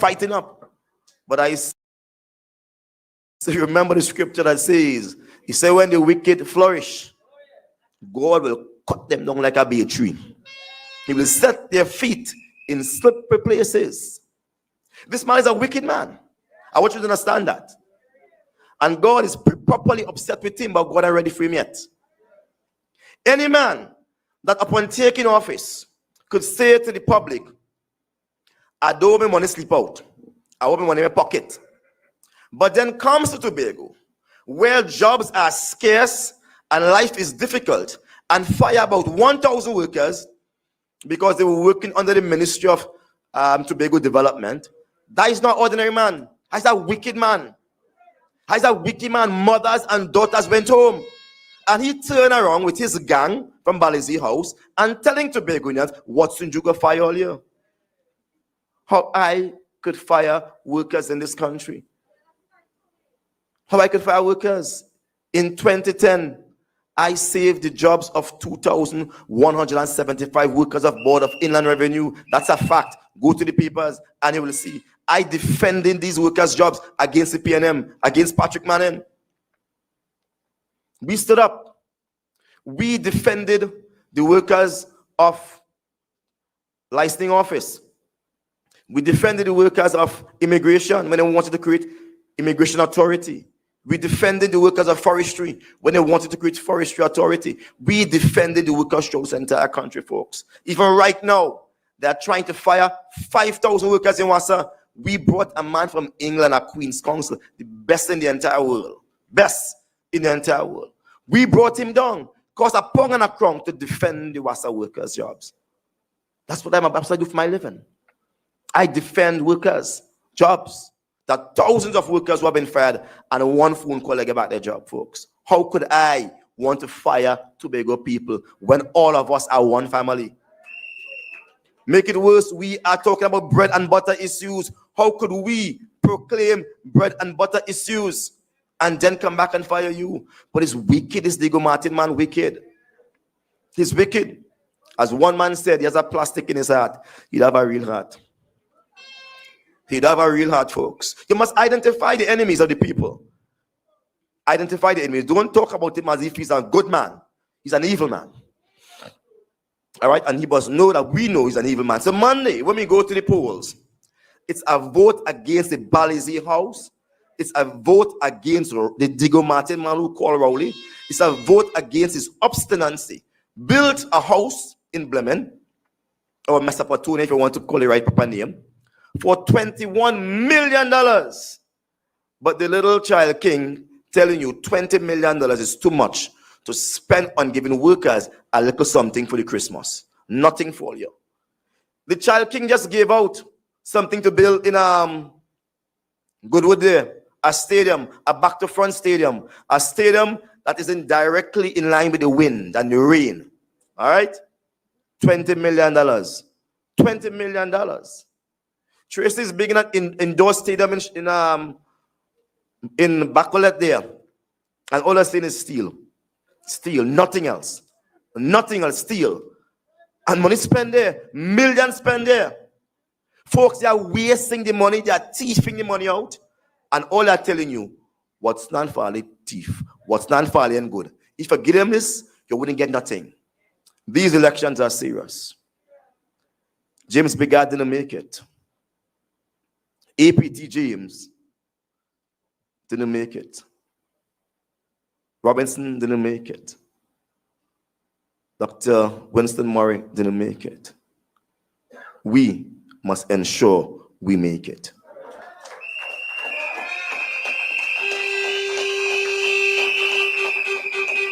We must return Tobago to its own people.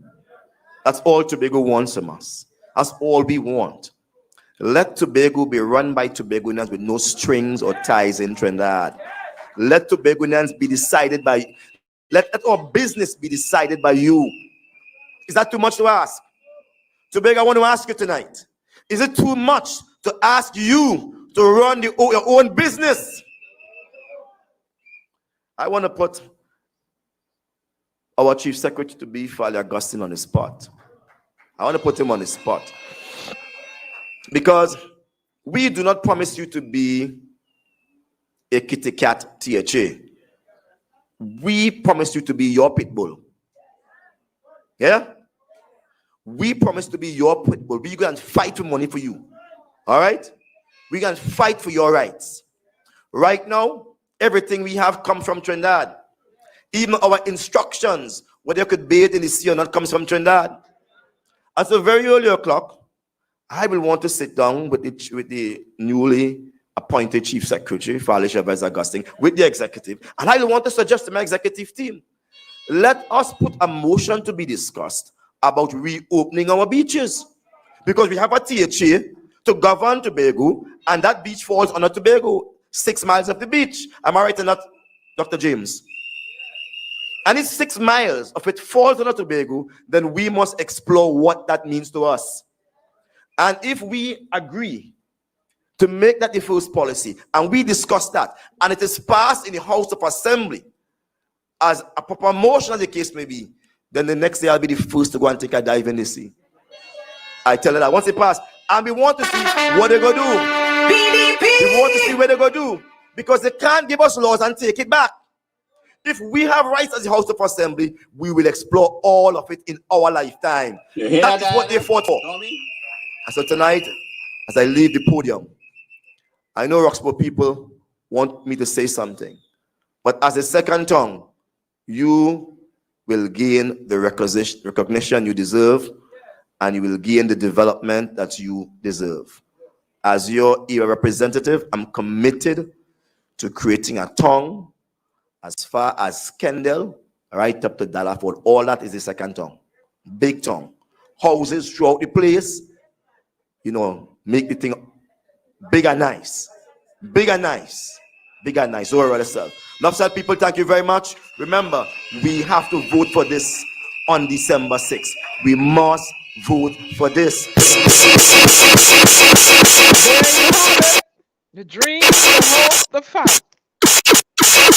Watson Solomon Duke planning to take Tobago forward. The dream, the hope, the fight under the leadership of Watson Solomon Duke. Monday, December 6th. We hope to see Tobago under the different light. They're taking their beach, Diana. That's right, they're taking their beach. I want to know what Trinidad going to do. Taking their beach, man. Take the beach. What's yeah, taking peeps. Their beach? Tobago That's taking right. Their beach. Because a lot of Tobago's economy It's derived from beaches, the tours, the motor, the nylon pool. Duke. Yeah. The I neat, like the man, yeah. bro. I like the man.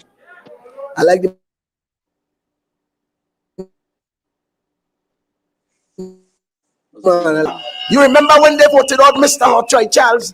They said they want this man who could speak so well, and Tobago will get all the development. So everybody was saying Mr. London is such an eloquent speaker. 21 years later, and we're still in the same mess. We need a badger now in Tobago. Badger here. That's right.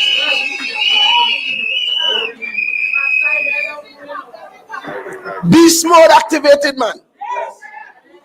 Because if you don't take what is yours, you get nothing from these people.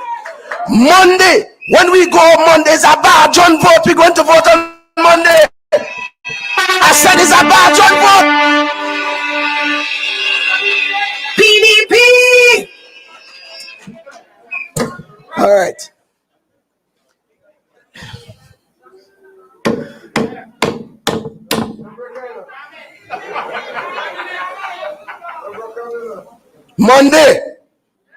Monday, put on your vex face. You understand? Take somebody with you. We have to vote these people completely off the landscape of Tobago. Because if we don't do that, everybody dead. Well, not everybody. All PDP people dead. PDP! I am told that there is a special production that has been set up somewhere. We have some screens in the back and so on. Those of us in the front have not been afforded such luxury. But we would hear the audio. And so we'll ask the principals to go ahead. I, Ferris Davidson, endorse Chavez Farley Augustine as my aerial representative.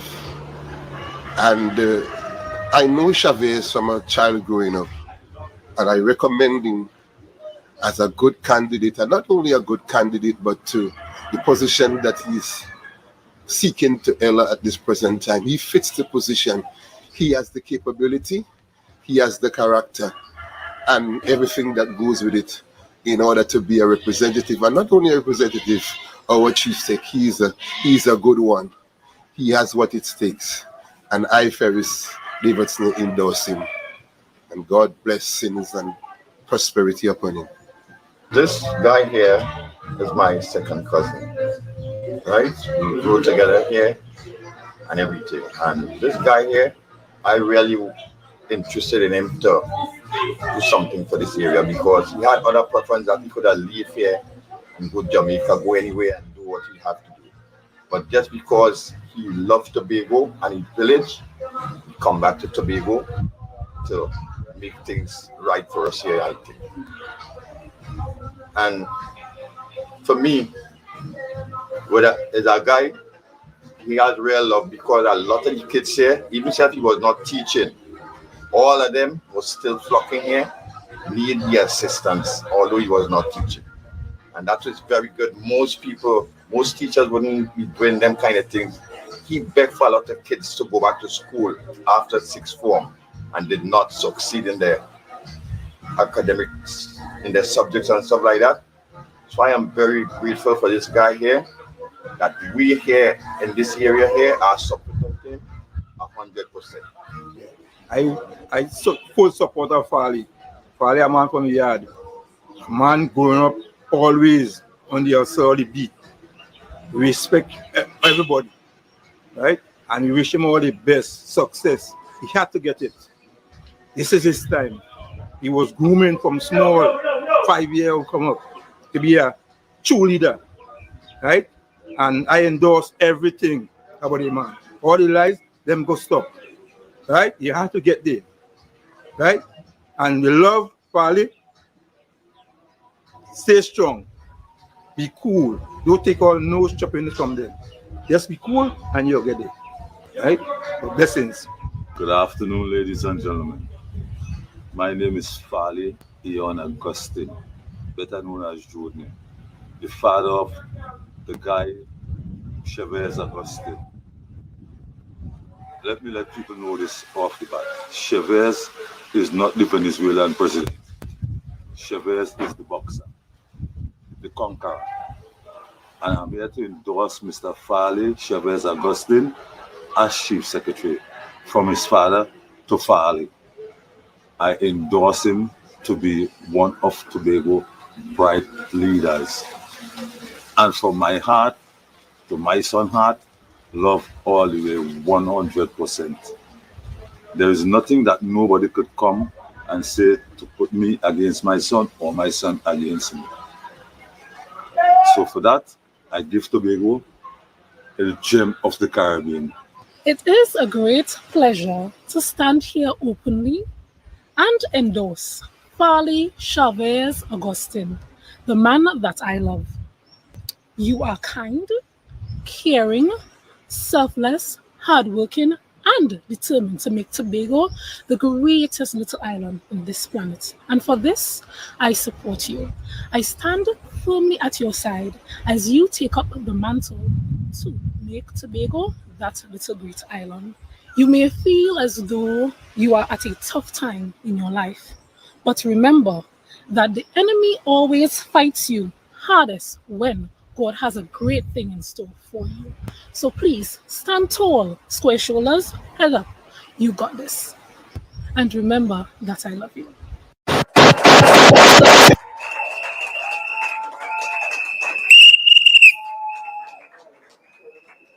Well, ladies and gentlemen, Fali get through. Fali get through. Fali get through. I said Fali has gotten through. It is my sublime privilege to introduce to you one of the most eloquent. I'll say it over again. It is my sublime privilege to introduce to you one of the most eloquent politicians on this side of the hemisphere. A young man, par excellence. He's bright and has a grasp of what Tobago is about and all of that good stuff. We have grown to love and appreciate him.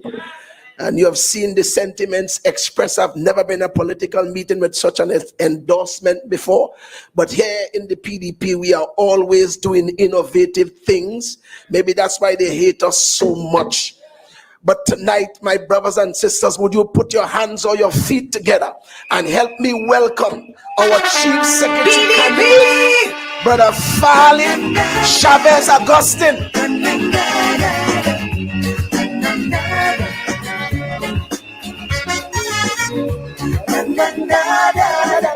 WZYE TV live as we await the arrival of we got them holding on in order to stay around to the podium in a life Tobago. balance. For it is nature's way. Streaming live and direct from Tobago 95.9 WZYE FM. Playing strong cause I realize the price little one must pay to keep the big one in paradise. Is torment and misery all day. Destruction of the weak is nature's plan. The humble and the meek must understand.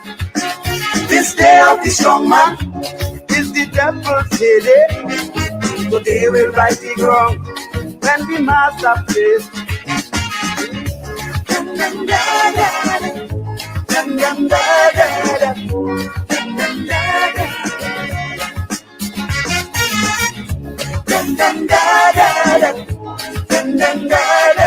PDP. As long as you have the cash and all your strings attached, you are on earth but living in heaven. There's nothing for the poor or as evermore. Life in a lion's den, hungry man shall aspire to keep the high man on top, to take him higher and higher. The poor one must struggle till he drops. Destruction of the weak is nature's plan. The humble and the weak must understand.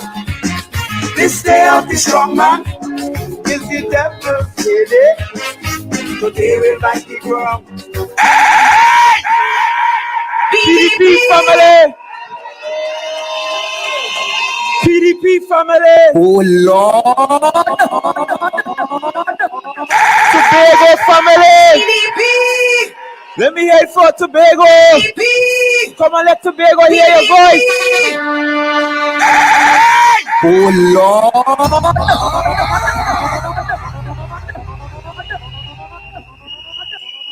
Tobago, we are almost there. We are almost home. We're nearing home. Just a few more hours left, and we will get to perform our civic duty on behalf of this island that we love and go to the polls and be able to do what Sister Sertica says and jam it and ram it right next to the bamboo. Jam the X. December 6th, we're almost there. Tonight, I want to start by recognizing our leader, Comrade Watson Duke. Come on, let's wait for the dreamer. Our deputy political leaders, we have Dr. Faith B. Israel and Sister Alicia Roberts Patterson. Let's hear it for them. Let me also recognize all members of the executive led by our chair, Dr. Nedd, and of course, all of our candidates. This has been a long and bruising campaign. For many who are looking, and of course, we will recognize the wife of our political leader, because behind every good man, behind every strong man, is an even stronger and better woman. So, Mrs. Duke, thank you for joining us, and thank you for that correction. This has been a long and bruising campaign. Tobago has been in election mode for more than a year, because we had the general election last year on August the 10th, and then we went almost seamlessly into the Tobago House of Assembly election for January 25th, 2021. And we thought that by now we would have already been settled and we would have gotten down to the business of governing. If we had the chance since January, the Tobago today, almost 12 months later, would be a Tobago you will not recognize, because all of the destruction and hurt and bitterness and all of the foolishness that passed for governance over the last 21 years would have been replaced already with growth and prosperity and newness and fresh life and a new lease on life. But God had a different plan, and he brought us back to this place once again. In fact, he allowed us to draw even, 6 of one, half a dozen of the other, so that the people could see quite clearly who has the interests of Tobagonians at heart versus who has their own interests at heart. For those of us on this side, I am happy that we demonstrated the kind of magnanimous attitude that works well for good governance. And we did not just demonstrate it, we lived it, we preached it, we promoted it, we offered to share, we offered mediators, we begged, we cajoled. If we could have forced them to come together, we would have done so. Because after the results of January 25th, it made us realize that there was nothing more important than Tobagonians coming together to fight together for that which we have so long desired. But instead they refuse. Instead they turn their backs on a good opportunity to demonstrate to the world that Tobago is better, that Tobago can be better. And so you Tobagonians who are here tonight, and those of you looking at us from whichever medium you're using, I want you to know that you have an opportunity to correct things. You have an opportunity to straighten the path once again. You have seen the both of us. You have seen how we have operated over these last 5 years. And there is no denying that Team Progressive Democratic Patriots is the best team to lead Tobago going forward. There is no denying of that. Tonight, we centered our presentations around the theme, the dream, the hope, and the fight. You heard from Dr. Vanush James, who told you of how long ago we have had this dream. Long before I born, Dr. James and those guys watching their parents downstairs their house in Campbellton, listening to Robinson in cottage meetings, listening to APT James, trying to create a political revolution to save this island. You have heard it from people through the ages, all down the ages, that dream we had for a Tobago that works for the many and not the few. And this is not an anti-Trinidad message, but this is a pro-Tobagonian message. And there's nothing wrong with being pro-Tobagonian. I hear we born, I hear we got dead, I hear we live. This belongs to us. If we should be pro anything, it must be pro-Tobagonian first and foremost. And so this is not against anybody, it's not hatred for anybody, but it's an expression of love for ourselves. And Dr. James told us about that dream, and how long ago we have had that dream, and how much we fight and kata we say in Tobago, fight up and push from chairman to chief secretary, fight, trying to keep our head above water, only to be told 21 years after. In fact, 41 years later, because today, this very day, the 4th of December, is exactly 41 years since the start of the Tobago House of Assembly. Exactly 41 years. So 41 years later, we have somebody of Tobagonian birth, but Trini by boat, insulting us, disrespecting us, reducing us to nothing, in hopes that our self-esteem will fall so low that we will stick with our abusers. But right now, thanks to the PDP, every Tobagonian self-esteem buck right high. And we know what we are worth. And we are going to vote differently. Because that dream that started before I was born, and for which I am just privileged to be a part of, must come to fruition over the next 4 years. And it starts with voting them out of office and voting the Progressive Democratic Patriots into governance. PDP! And then my brother Watson told you about the hope that we have had, and how he started with this hope by sowing one seed himself. And if ever you want to be successful in life, start by just investing in yourself. Start with that one investment. Invest in yourself. Very often as a people, we want to see difference. We want to see change. But we are timid. We have a crisis of confidence. And we like to push others in front. No, you go. Now you go. No, you go. If you want to see change, you have to stand up and make the difference yourself. If you want hope to be realized, you have to stand up and step forward yourself. And Mr. Duke did that.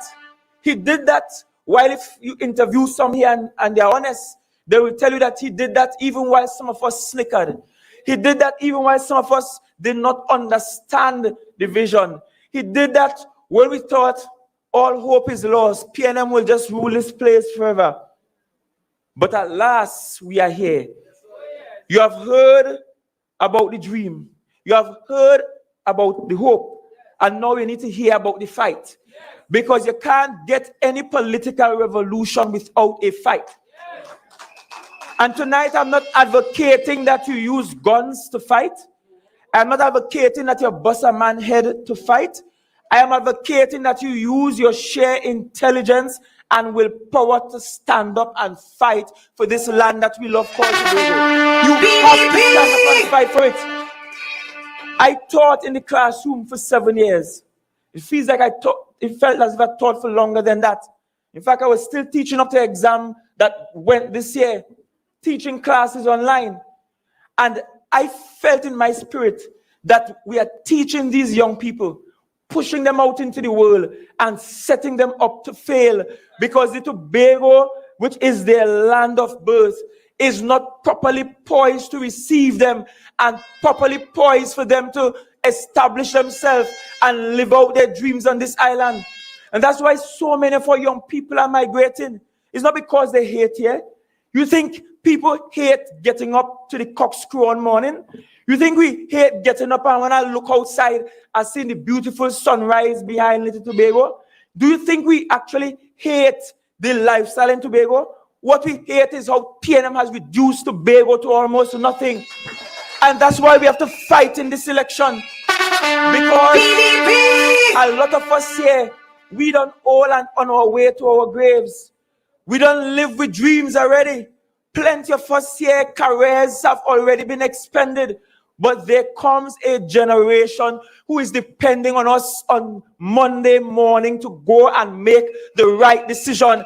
And the right decision is to vote for yourself and vote for the PDP. PDP! You have to do that. Because if you don't, you run the risk of losing more and more of your young people. We run that risk. I want a Tobago where our people, our youth, feels compelled to come back home because they feel as if the private sector in Tobago is working, as if it's buoyant and they have opportunities. They feel as though they get a THA contract, they will not be abused on month-to-month contract and 3-month contracts. Our medical practitioners are today leaving in droves, going to London, migrating to greener pastures. Why? Because they have destroyed the labor force in Tobago. They have destroyed people's esteem. They have tampered with your love for Tobago. And that's why you have to stand up, Tobago. That's why you cannot listen to their lies. That's why you have to fight back, Tobago. This message, if you get nothing else from tonight, you must leave here knowing that you have to fight. And the one way you have to fight is to fight with your index finger. You will not get this opportunity until another 4 years. So go out and fight Monday morning. You have to go out and fight Monday morning. You have to fight. You can't lay down and play dead.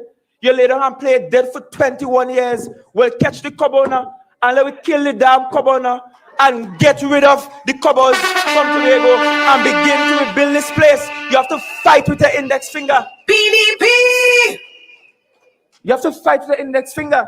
We cannot sit down and allow things to continue as they are.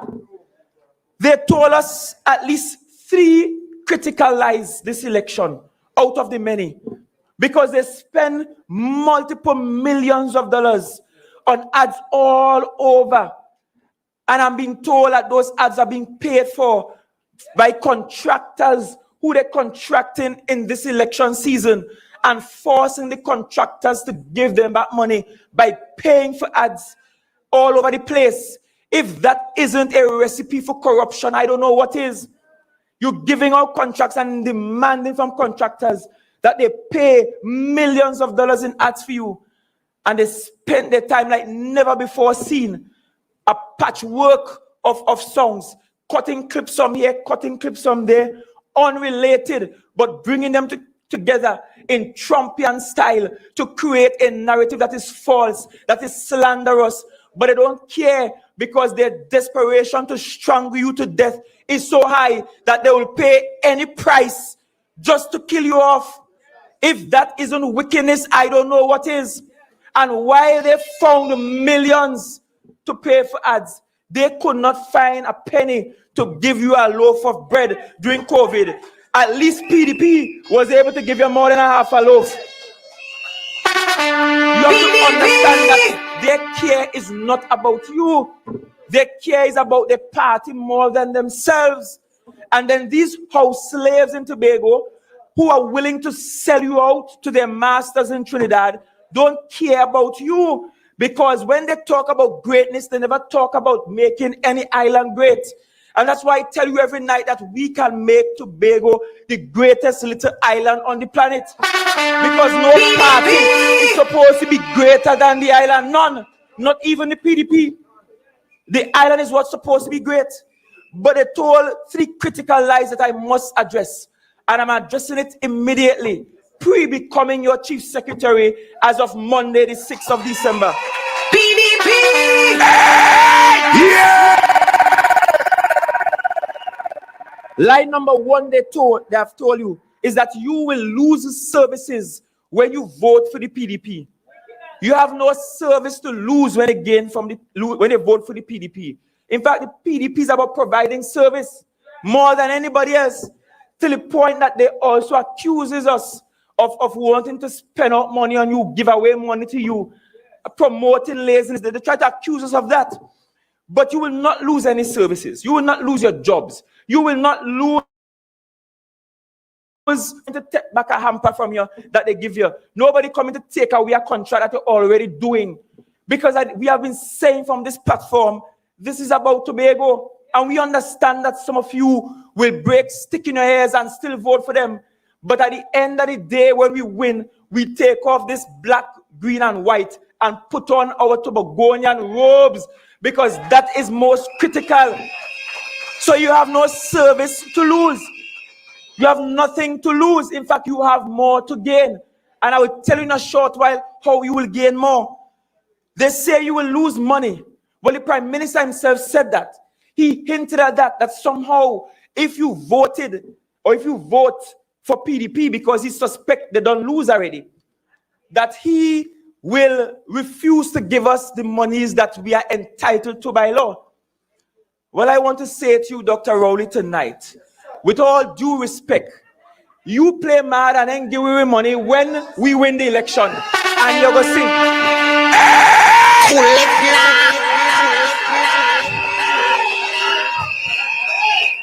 I am not coming to become a chief beggar. That's what you have now. I am coming here to become a chief fighter. That's what you need now. And you will have to obey every aspect of the law. And Brother Watson, you don't have to put me on a spot, because I came prepared to tell the people of Tobago that if it's one person as chief secretary who will challenge every aspect of the law and use every aspect of the law to the finest detail, will be Fali Chavez Augustine. PDP! Yeah! Because what we have had over the last 21 years are not men. We have some manicure running this place, afraid to stand up on behalf of the people of Tobago, afraid to say this is what the people of Tobago needs, afraid to fight on your behalf, afraid to demand what you need, and willing for somebody to come and tell you, sit down, shut up, don't talk. The only place I'm sitting down is in that seat called Chief Sec. I ain't sitting down nowhere else. Because Tobago, you have to be prepared hereafter to stand with this team of transforming and transformative leaders to fight on your behalf. You have to stand with us. And the central government must be made to respect the people of Tobago.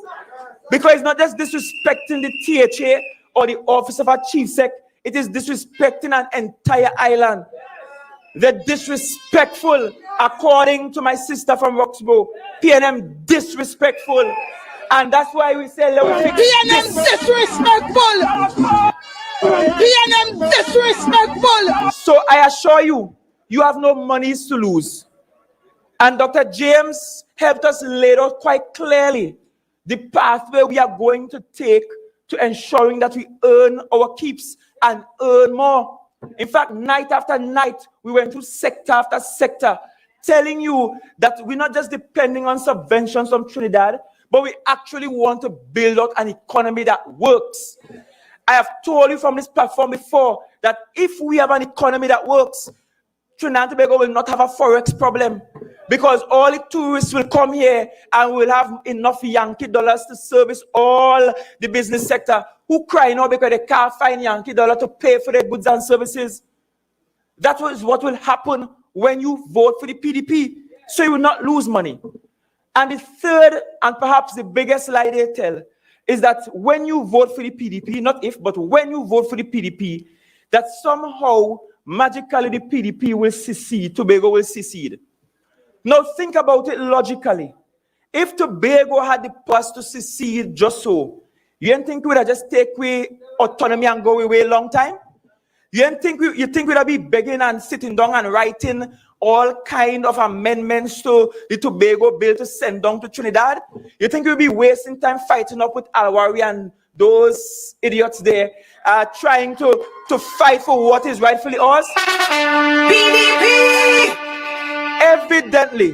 Evidently, Tobago has no power in and of itself to secede anywhere. The power for that kind of legislative change resides down in Port of Spain, down in the central government. So how does this make sense to anybody? How? It just does not make sense. It's a shameless attempt at making you fearful. But think of any revolution that has ever happened anywhere in the world. Those that are your oppressors will always try to scare you into submission, scare you into remaining in your position just where you are. That's why we have a term now called lynching, because of a slave master, Willie Lynch, who went around the West Indies and the world, all in North America, teaching slave owners how to scare slaves into being obedient and staying right there. That is what they are trying to do. This is political lynching that they are attempting in this season. But the Tobagonians, I know, we are far more intelligent than that. We gone past that long time. We will not be scared. PDP! We will not be scared into sticking with our abusers. So I assure you, PDP ain't going to secede anywhere. Tobago ain't going to secede anywhere. You ain't going to need no visa to go and visit a family in Trinidad anywhere. That is old talk. That is foolish talk. That is babbling. But I can tell you that under the progressive democratic patriots, you will have the kind of servant leadership from across this team like you have never seen before. You will have deliverables on your doorstep month after month. And I assure you that within 4 years, we will do more than they have done in 21 years. PDP! Because this campaign is about transforming Tobago. We started in January telling you that we want to transform Tobago. Let us transform Tobago. Some of you listened and we drew 6-6. And so we broke it down into local parlance. We said, let me fix this. Same concept. Let me fix this. Because we have a lot here to fix. And we are saying it's not Farley to fix it. It's not just Team PDP to fix it, but it's the collective, we the people to fix it. We have to buckle on and want to do the work ourselves and put our shoulders to the wheel and get the work done to fix this. So we say, let me fix this is a call, is a rallying call for every Tobagonian to come out and let me fix this together. All of us have to be in this together. That's what this is about. I didn't grow up in any Tobago where there was so much hate and acrimony. That was imported by Rowley and his friends. That is not Tobagonian, that's a foreign value to us. I grew up with PNM neighbors and NAR neighbors, and I never see them fight and cuss yet. I never see them tell lies on each other yet. The most they might do is show pick on each other the Tuesday after election and walk and wave each other and dance on each other and play a little song on each other. But never this kind of hatred being introduced to the politics of Tobago. Why? Because somebody somewhere is desperate that Tobago will lose and they will win. But if I have anything to say about that, if God has his way, Tobago will never lose. Tobago will win come December the 6th because we are voting the progressive democratic patriots. The Tobago under PDP will look differently. It will be a Tobago that is customer service centered, that is service driven, where the public needs at the heart of everything that we do. And I know many of you are tired trying to access services from the THA, and you can't. And that's why we talked about digitization and e-governance models and ensuring that at the tip of your fingers, you can access services and have high quality customer services and care. A Tobago under the PDP will be about high performance work systems and designed for efficient delivery and transparency and accountability, and not in the thieving business. And I'm not endorsing the thieving business. It's the people money. It's the people's resources. And I'm painfully aware that while I might be able to survive, while I might be able to pick up my Georgie Bungle and go anywhere in the world and survive, that there are far too many Tobagonians who do not have the privilege I have. And so we cannot be in the thieving business. We have to be in the high performance business. We have to be in the efficiency business. We have to be in the transparency business. We have to change the way we do business in the THA. And that's why I say to you, contractors who are complaining now, you don't know how they're giving out the contracts. You thought you were the most qualified, and somehow we're not there. I am going to say to you today, those days end as of December the 6th. Because you will have access to your government like never before. You will be able to see everything online. If Tobagonians can make comments online, then they can see their government at work online too. And they must have access. You must be able to peep into the accounts of the THA. And under my stewardship, an Auditor General will never have to come to Tobago and give Tobago an adverse report ever again. That ends as of December the 6th. A Tobago under PDP will have a social contract breach reporting. And I did not say this before because I didn't want to startle any team members. I didn't want any member to run. But one of the first things that we will establish is an anti-corruption bureau right here in Tobago that will facilitate people being able to secretly drop off documents and evidence of wrongdoing in Tobago. We having our own whistleblower arrangement right in Tobago. Dr. Rowley promised whistleblower legislation, none in come on now. But we don't need a legislation to provide an avenue for the whistleblowers to tattletale on those who are corrupt and evil and wicked. We will provide an avenue for that. Because we have to have a zero tolerance approach on corruption. Because according to the UN, 5% of global GDP is taken up by corruption. 5%. And it is worse in small island developing states. We cannot afford that. If we have to get all the nice things Trevor talk about in Scarborough, you feel you could get that if people stealing the money? You feel you could get them fancy things Miss Hackett want to do down in Bethesda and Golden Lane if people stealing the money? You feel Roxborough town could expand from Kendall to Delaford if people stealing the money? There is an opportunity cost to corruption. And therefore, we are going to set up a mechanism by which social contract breaches can be secretly reported and those who are guilty can be brought to bear before the law. Simple as that. We have to change the political culture on the island. We have to do that. A PDP-led THA is about direct community engagement. When I first came on a PDP platform, you know what was the theme? The theme was that we will develop Tobago child by child, family by family, village by village. You know why?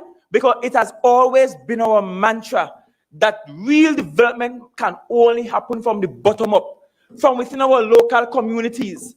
And one of the things they fear most of all the PDP plans is that plan to budget for every community in Tobago and to ensure every district has access to monies. At least $10 million. That is our hope and dream for you. We hope when we could find the money.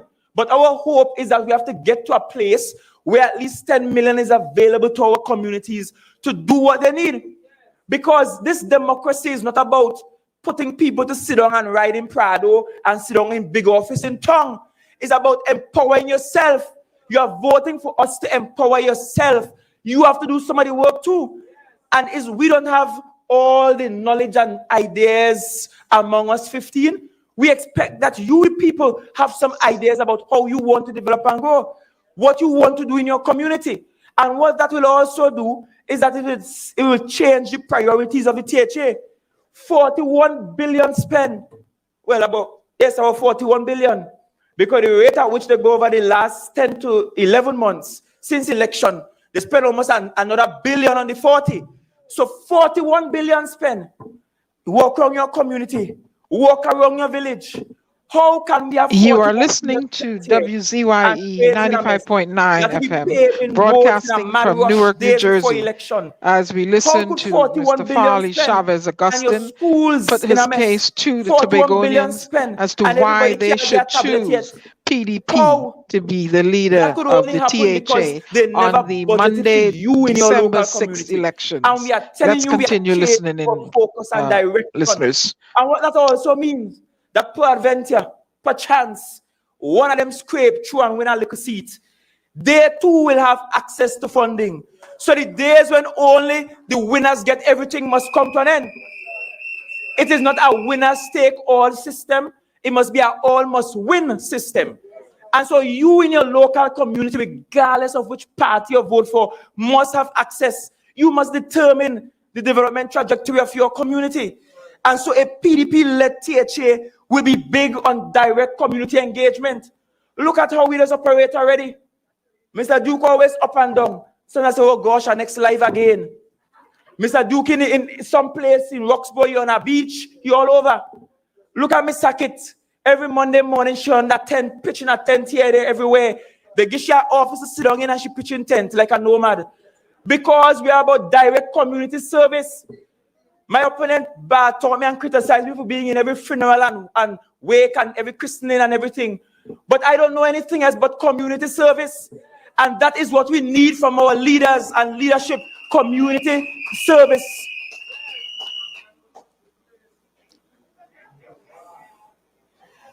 We have to also ensure that we have to treat with the issue of light manufacturing in Tobago.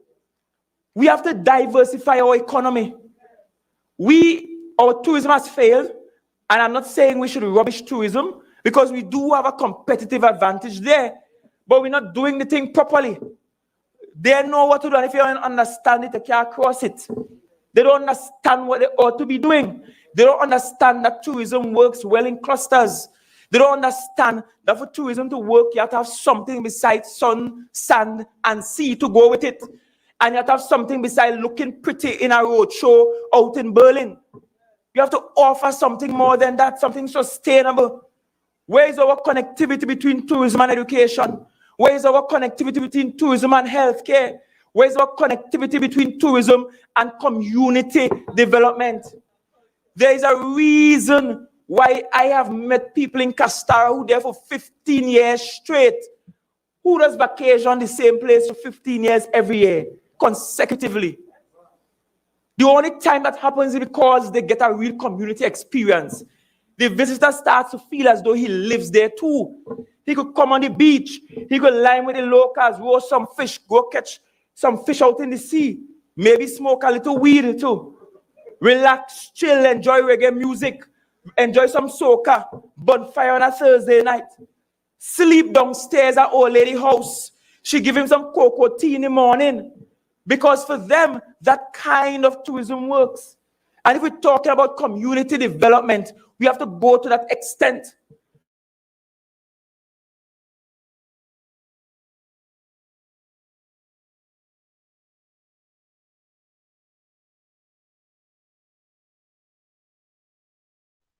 Seems as though we've lost the signal. Maybe it will pick up shortly. I don't know. Anyone there with me? Are you there, Tommy? Hello? Yeah, we have lost the signal. You lost the signal, Diana? Yeah, we lost the signal. It's frozen. Whoever's on the ground there, or it might be Anselm. I'm not sure. But if you listeners can hear us, seems as though we've lost the signal. Anselm, if you are listening in, can you put in the chat if you want me to close out the show now? What should I do? Because we're not getting a signal. Oh, he's coming in. Seems as though he's coming in. I don't know. Tommy, are you there? In the chat, can you hear us? Anybody in the chat, can they hear us? Someone in the chat, can you tell me if you can hear me?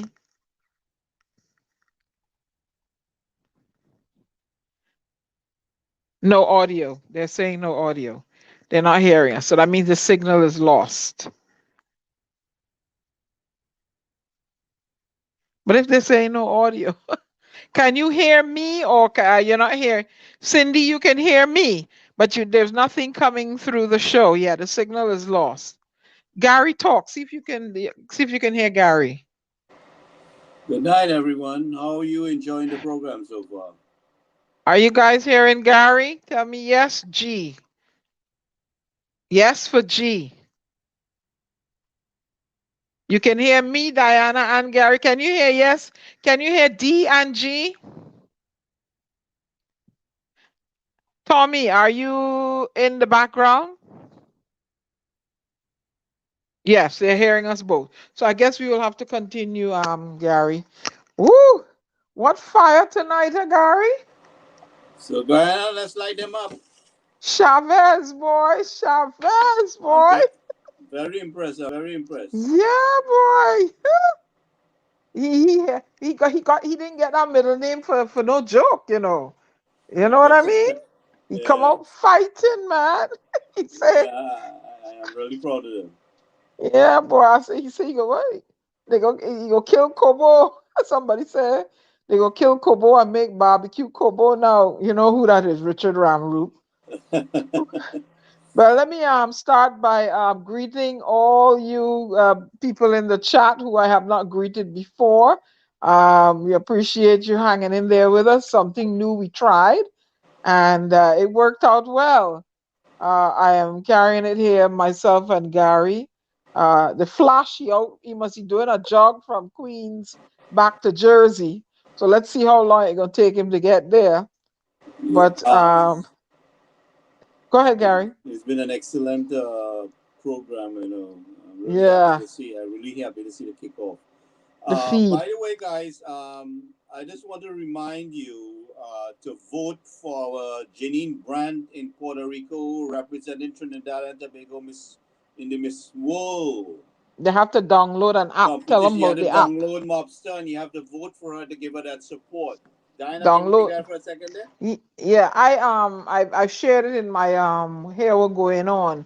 So you have to download Mobster and then go in and you'll look for the Miss Trinidad and Tobago contestant and vote for her. Come on, people, is here. A lot of us, we can get her through. And she's a darn pretty cute, good, beautiful woman. All right, so especially come on, let's get Trinidad and Tobago home. Let her get her home, right? Yeah, we gotta help her take that crown. So your vote is very essential, and please go and download Mobster and vote for Janine Brandt in that Miss World competition. Yeah. Well, I it's my first time really following any sort of election as it pertains to Trinidad and Tobago. I will tell you these guys the truth. I didn't follow up on any elections, because I didn't ever think I would have to vote again, or vote ever in Trinidad and Tobago because I never voted Trinidad and Tobago. But this one, really piqued my interest, and I'm looking at the speaker, Mr. Chavez, Farley Chavez Augustine, fiery, young, and he threw a couple of left hooks and underhooks, but nothing disparaging. You know what I mean, Gary? What say you? Very clean, but the thing about it that it's not a matter of just showing the hooks. They are on target of what is needed in Tobago. They are focused on connecting with the people. They are focused on working with us outside the diaspora to help enhance their capability and their economy. They are very open people, very engaging people, unlike we see in the PNM and this government. You know, so we can, if we get that kind of teamwork with them taking the election, open up the door for the members of the diaspora to assist and collaborate with them. And I think we're heading in the right direction. We will boost Tobago's economy in such a drastic way. You know, it will be amazing. Yes, Albert. Our feed in Tobago may have dropped. We had someone there, right? So, and Anselm is not in the studio. So that is why Gary and I are winging it here. I don't know how far away from the studio he is, but some of your thoughts in the chat on Mr. Farley's Augustine speech. Can you guys put it in the chat? What you think? You think they stand a chance?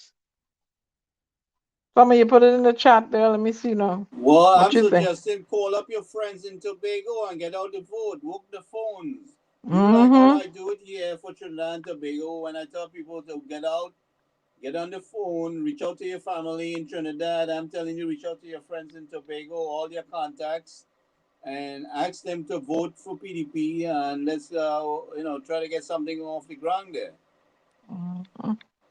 Because it can't go on like this anymore, man. You know what I mean? But I watched I think it was Tracy the other day campaigning, and all the songs they were playing surprisingly were Bajan calypsos. Dr. Cassandra, Gabby, another one by another calypsonian, Speedy, all Bajan calypsos. I was shocked, I was shocked. I thought she'd be pumping, Trini thing. But I guess, What was that, Albert? I have to follow you every election since I was 11 years old in 1956, even more since I migrated in 1992.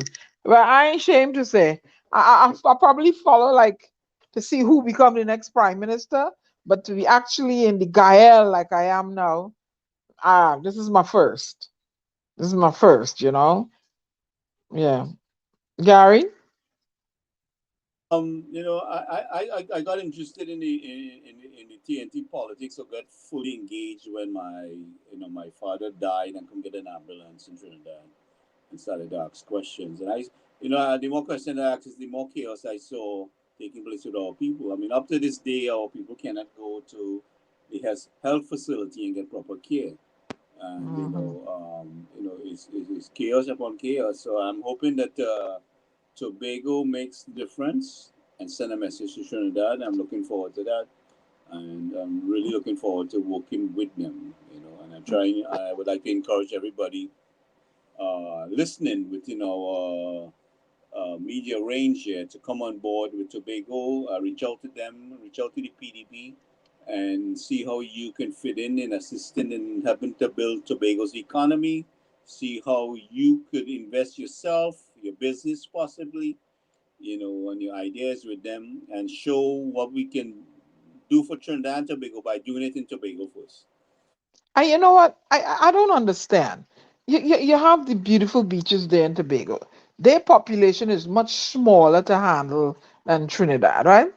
I mean, you can't utilize the police stations in the various districts, and let the people go for a pass on. You're giving out 50 passes there, just for assumption number, right? You're giving out 50 passes to go to a certain beach in the area per day, one that, is safe. So when you've reached your number, the 50 passes, then nobody else can go to the beach that day, right? You put the person's name down, ID card down, number, but you already went to the beach already Monday. You know what I'm saying? Let somebody else go. And you rotate them around, and they could. Nobody's trying no kind of innovative systems that people can at least go and get a sea bath, and you're controlling the bunching of people.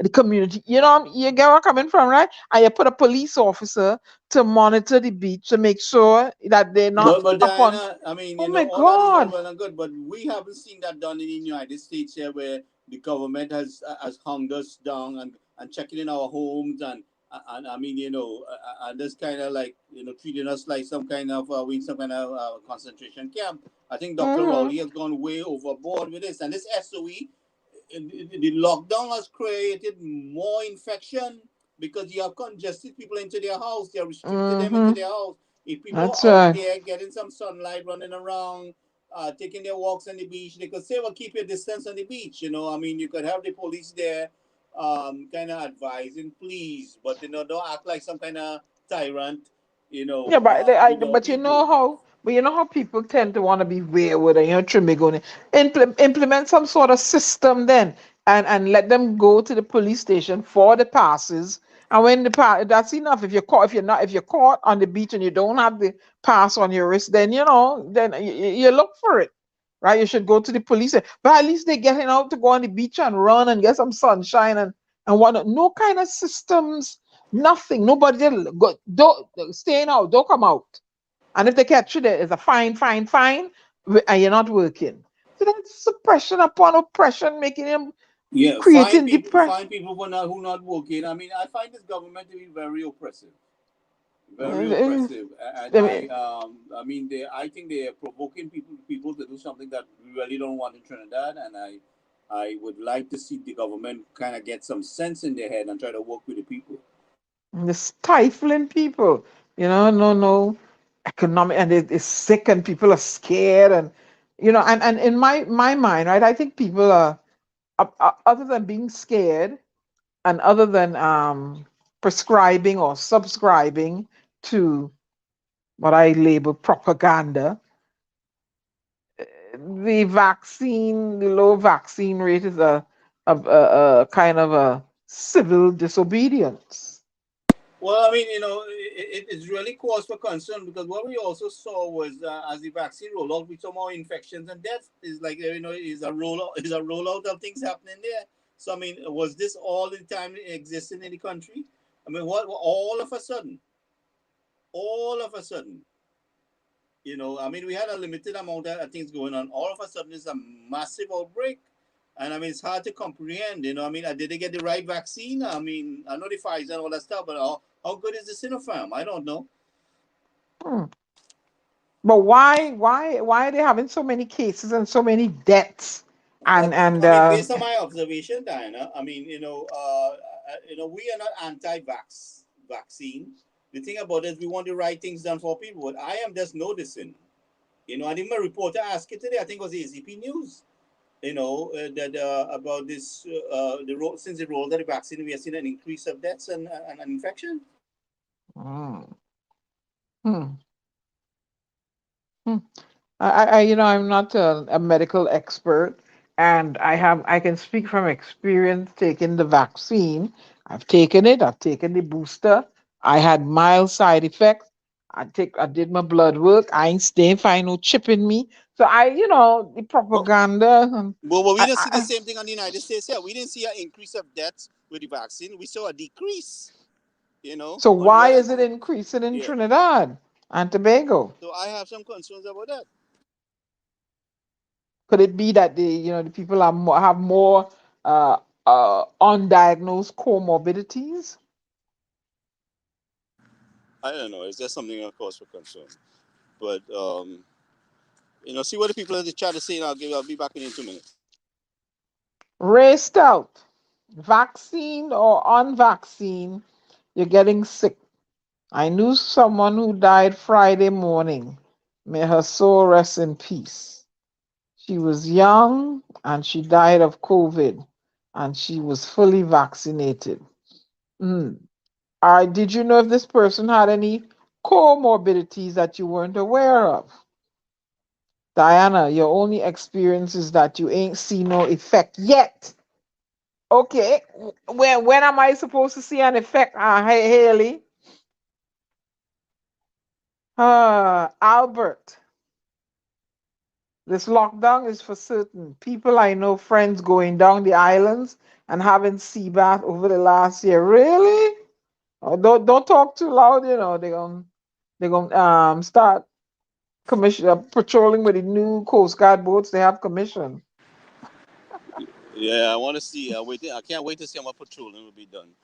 Anyway, if you guys ever see anything happening, please document it. You all have your smartphones, please. We don't want to promote propaganda here. We want to promote facts and Nope, truth. that's it. Yeah, I'm still hearing PDP. Like I said, the feed drop. There's a new person in here, Almudin Badal. Ali Mudin, forgive me if I pronounce your name incorrectly. Welcome to the village. I've never seen you here. Subscribe so that when we go live, it's free. You will always get the notification. You are correct, Mr. Gentleman. I met lots of Tobagonians who asked themselves, what am I doing to do in Canada? We leave a great country like Tobago all because PNM of the PNM type politics. So true. But So that's true. because that's what keeping us most of us out the country. If Yep. we No can go home opportunity. and get good health care, and I mean we get the crime under control. Listen to me, crime we can deal with, but the Mm-hmm. health care, when you get sick and you have to go to the hospital for that kind Yep. of treatment, and then they perform a heart surgery and they butcher you up, and you're dead before you know it. They Mm. can't even deliver a baby in a C-section in some places. You see it happening there. Too many of the deaths with And the water coming in on you when you lay down in the COVID water, allegedly. well, we saw the video. Says not allegedly. No, we saw the videos. Oh yeah, they did issue an Yeah, apology, a yeah, media yeah, release. yeah. So if you're in the hospital recovering from COVID and the ceiling bust, it rain and the ceiling bust, water coming in on you, you get more sick now. But So year in, year out, every budget you always hear X amount of money, millions, billions are located to this and that. Where is the money? I don't see the money trickling down to where it's needed. right, Because, it's going in. Everybody buying nice car and building townhouse. well, it looked like the money going in some people's pocket, Yep. because I don't see the advancement of the facilities. I don't see the advancement of the treatment. All I see is a bunch of big talk and boasting, but nothing to back it up. Richard Ramroot says, I wonder if PDP win the election. I hope they could stop the Chinese from taking the work from the people to build the airport. Hey, it should go to Tobagonians, but if Tobagonians are not skilled in some things, perhaps they can train alongside the Chinese. But listen to me. Yeah, I don't know. I don't know. Yeah, but that wouldn't be too large of a variety because they're very skilled people. I've seen Watson Duke and them guys put down some work, and Okay, I'm not. Go we ahead. have I am skilled saying they people. are. Okay. Right. I'm not saying they are not all skilled, Yeah. but there's some things Some require. things, well, Right. that is understood. But when Yeah. you bring people to take the jobs that people can do in Trinidad and Tobago, that's an insult. I can see you bring an engineer, or some kind of special technician, and the special technician is supposed to train our people. That's how it's supposed to be done. You bring them to train our people to do the job. That's fine. But not give them all the work and have our people begging out there, and some of them have to go on thief because they have no choice.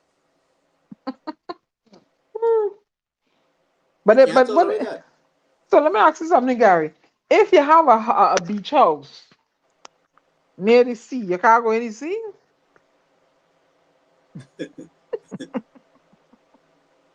I am sure that some people are they have their beach house and they're doing their own, Yeah, because if I have a beach house near the sea, if I can't go in the daytime, you best believe I go in when dawn hit, when sunset hit, or go in early dawn. You tell me my house, nah, you can't go here, you can't go anything, you can't. All I'm hearing every day, can't, and they Well, threat. listen, we have to push back and push forward. We have to push the Yes, government back. You have to I push put. the PNM back. I Tobago, like you to. got to push the PNM back. You have to Hmm push this dictatorship back and then advance. I like to Keisha say, push for change, Yeah, you because push for change, but you got it to don't push make. back the enemy. You got to push back the oppressor, push back and retake the territory that you lost, and then build and advance and push forward. Mm-hmm. So, so this is my clarification for about the pushback. A lot of people don't understand it, but I am clarifying. You are pushing back against the enemy that has taken your territory and your rights, and Yeah, pushback has several meanings. I understand that. But listen, I saw something where Mr. Gonzalez in St. Vincent and the Grenadines. What if you're not vaccinated, you ain't walking? A statement like that, alleged. Let me well, out. if I'm not vaccinated, I can't pay tax too. If you, I said, and there was a video where the policemen and some nurses, most government federal workers took off their uniforms and drop them on the steps of the city hall or town hall in Australia. Whichever. That's what about. I saw it, but I didn't really get paid much attention to it. So you see, so they're taking a stand. Mm-hmm. Yeah, thank you, Albert. Yeah, they should go to the police station. See, he agrees with me. The control number of people like them go to the police stations within your as a small island like Tobago.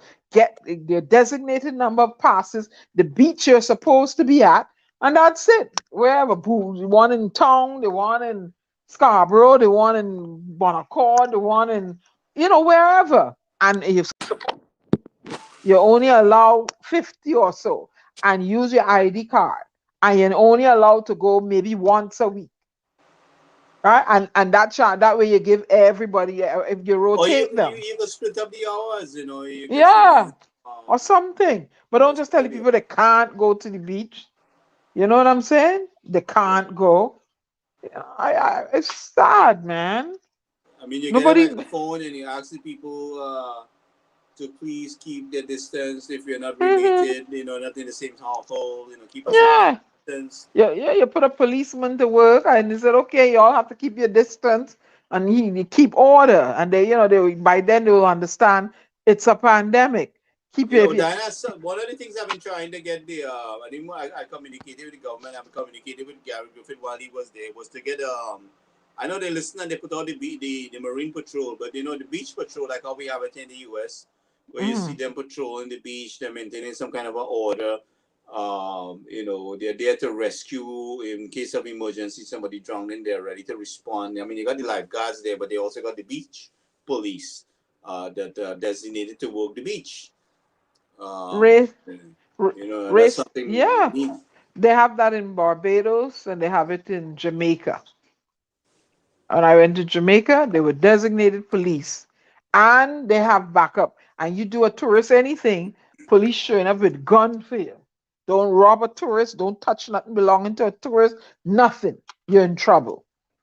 So the tourist. I felt safe on the beach I was on up in Montego Bay. Don't try nothing with a tourist in Jamaica. That's their revenue. We can't even maintain the place properly to encourage tourists. All the tourists talk. I mean, Thank you, Albert. You said Maracas police station is almost on the beach, so it could work. Yes. 50 people, have them spread out. That's it. No more. 50 people. And let them call before they come. And they call, that's it. They put out no more.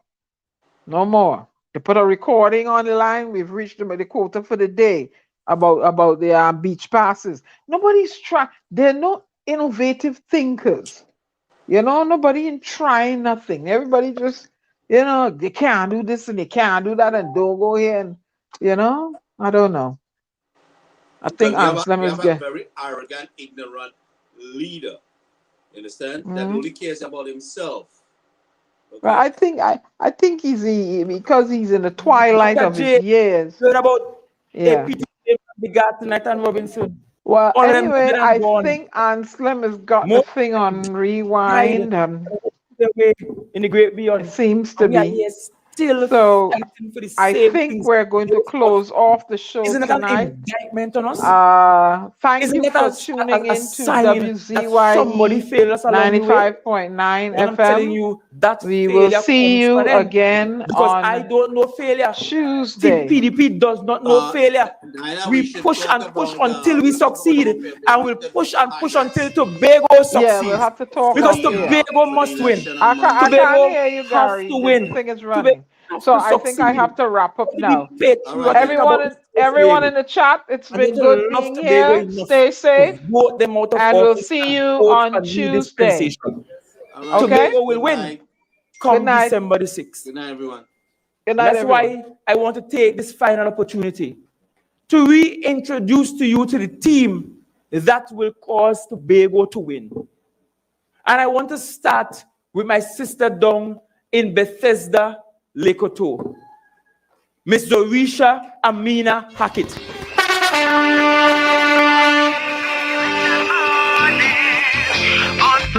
A former educator like myself, one who is driven by success and winning, one who is a diligent worker. We're fixing this. Dorisha Amina Hackett. Enough is enough. We come to take Tobago back. Next door we have Brother Trevor James in Scarborough, Montgomery. Let's hear from Brother Trevor James. Wake up, everybody sleeping. Only PDP reported. Brother James, a project manager by profession. Look at the plans he has for Scarborough to fix the shanty town in town and to make all of us proud. Let's hear it for Brother Trevor James. Next we have my brother. Every time we call him, he says Big Dog. Big Dog. Brother Joel Nutty Sampson.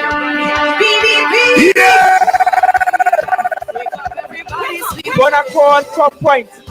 Only PDP reported. We will finally get rid of Clarence Grant and install our brother Joel Sampson. Let's say for brother Joel.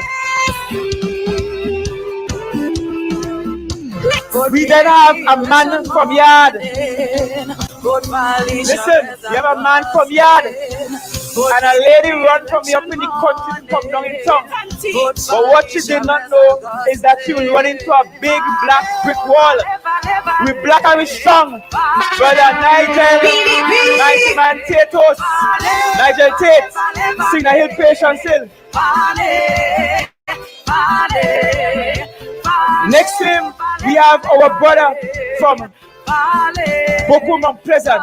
That also includes Canaan. And he's none other than brother Sonny Craig. Sunny days are ahead. Sunny days are ahead. Then we have the pastor who deactivated a certain gentleman last election. He's so deactivated that right now he's confessing the sins of the PNM. We're fixing this. We have Pastor Terence Baines. Bethel, you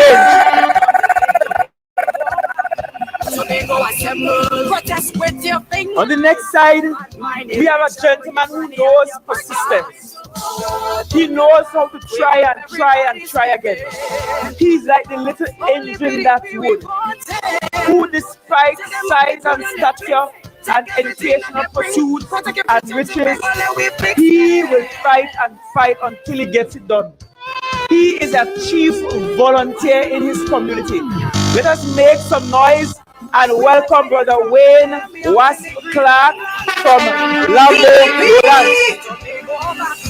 Tobago assemble, protest with your finger. It's a bad mind election. Bring your granny and your papa. I saw this young lady on a van back about a night or two ago.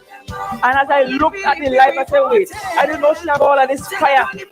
Bringing down fire and brimstone down in the community. Across in Darrell Spring, women. Let us hear it for our lovely sister, Miss Abby Taylor. Oh Lord.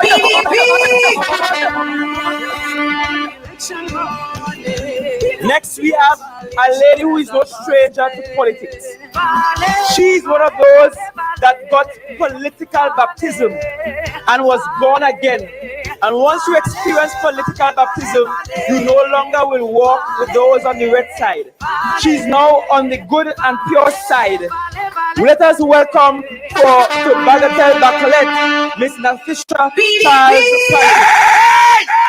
Yeah!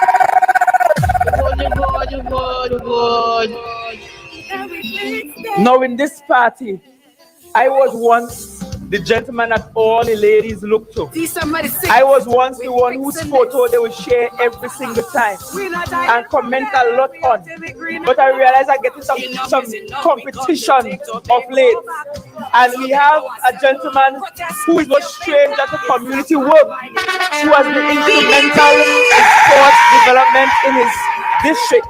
We have for Plymouth BlackRock, Mr. Niall George. Oh Lord.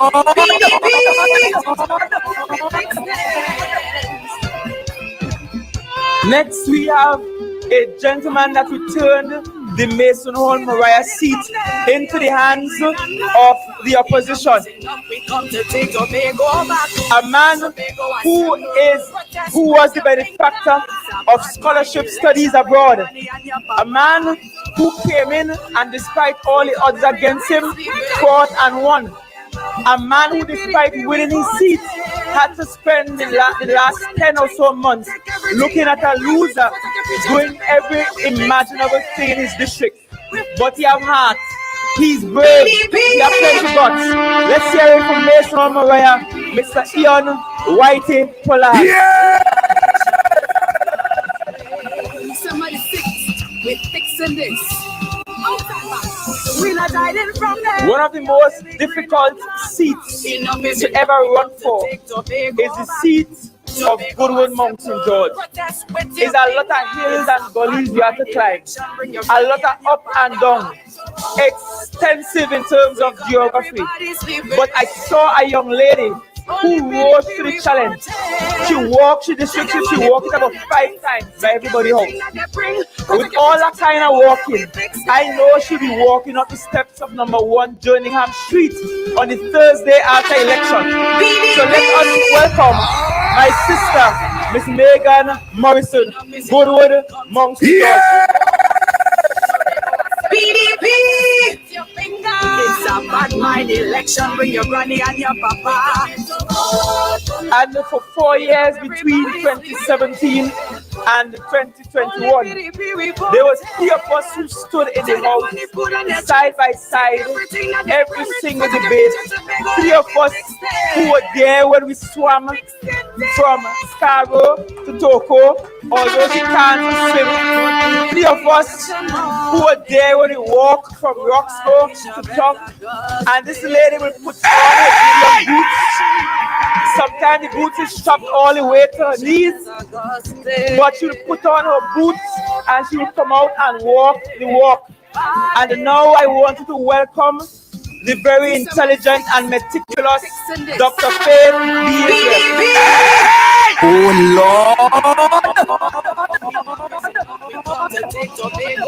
PDP!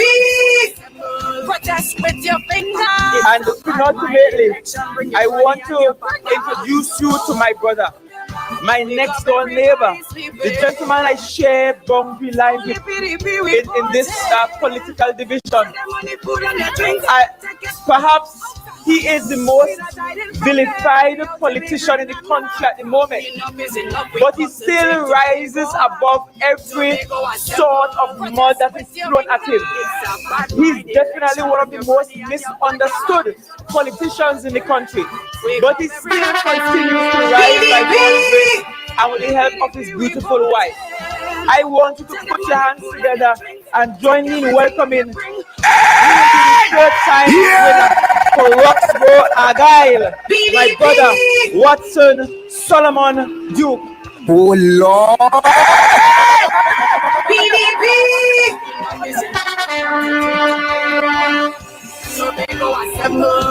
press with your finger. It's a bad mind election. Bring your granny and your papa. Wake up, everybody, sleeping. Only PDP we voted. Take the money, put on your drink. No. Take everything that they bring. Protect your future to make. Now, PDP family, Tobagonians, you can't have a better team than this. You can't have a more diverse team than this.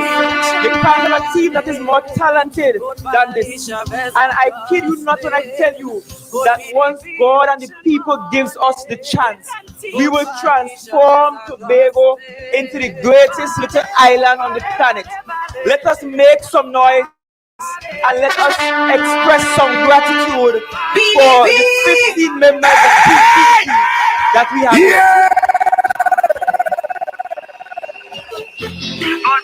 I want tomorrow that you spend some time tomorrow praying for us, because I believe with all my heart that victories are won on our knees praying. I believe with all my heart that every Goliath will fall once there is a God in the picture. Yes, we may not have a lot of resources, but the one little slingshot and one little stone we have will be enough to deliver a deadly political blow to our opponents. And so we need your prayers. Spend time tomorrow praying. Spend time on Monday praying. Invite your friends, invite your family members out, transport them to the polls. You have to go out yourself early and vote. By the time we get to 2 p.m., we must all have voted, and voted so resoundingly that PNM must pack up from underneath the tent and go home and done. Because this election is too critical for Tobago to lose it. This election is too critical for Tobago to not fix things. We will not have this opportunity for another 4 years. You cannot delay your own progress. You cannot delay your own ability to rise. We are the ones who believe in you more than big money friends elsewhere. We are the ones who believe in bottom-up approach to development, believe in giving you more, believe in supporting you, believe in ensuring that Tobago wins.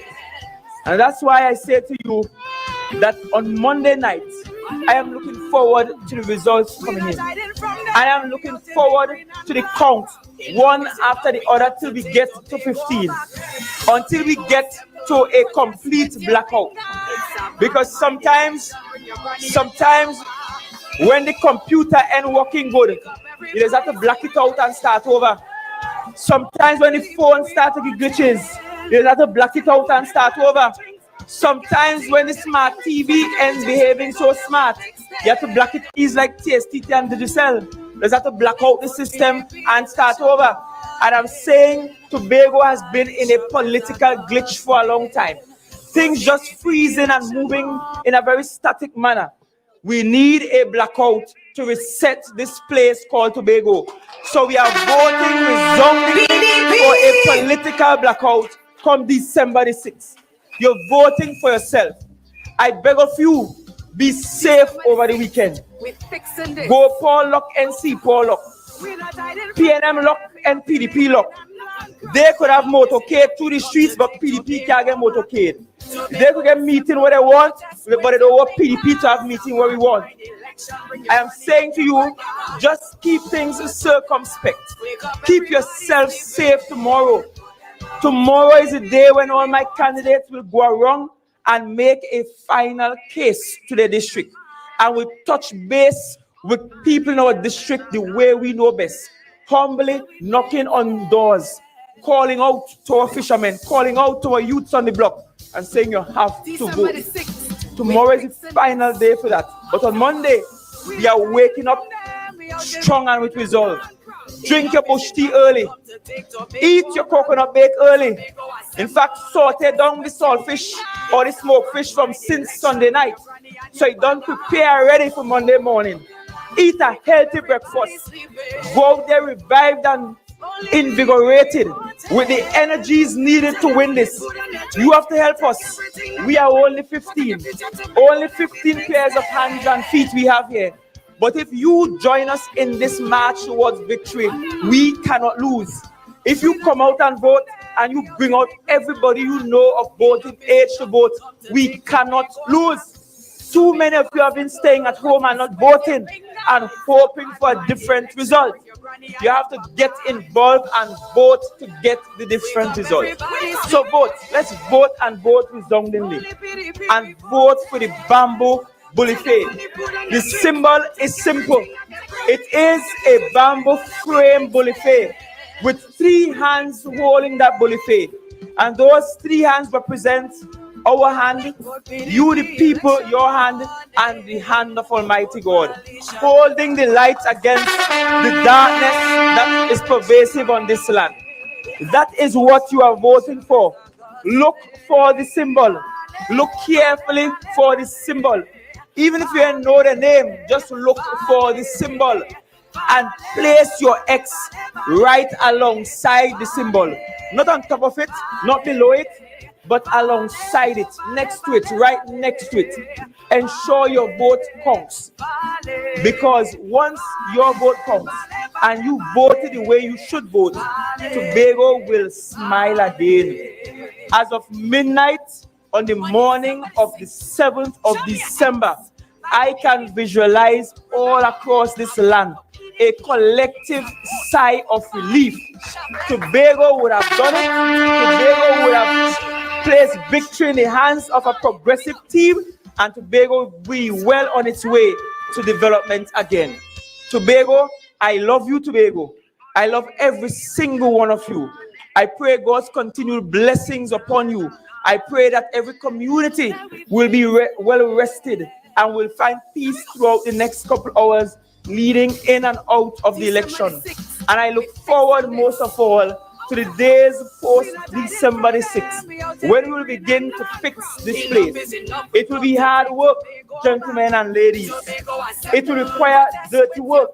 It will require us to get our hands dirty.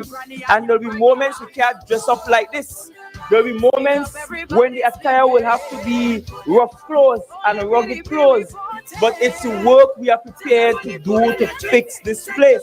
We are prepared to do what we must to ensure we honor the privilege you are going to give to us. It's a privilege.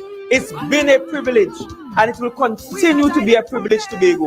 I thank you for listening to us throughout the past weeks. I thank you for hearing us throughout the past weeks. I thank you for the thousands of you who have been viewing, notwithstanding the fact we have no money and we have no big flashy thing to give. You have been there with us because you have seen our hearts. And those of us here come to you with pure hands and pure hearts. You ain't want nothing better than that, Tobago.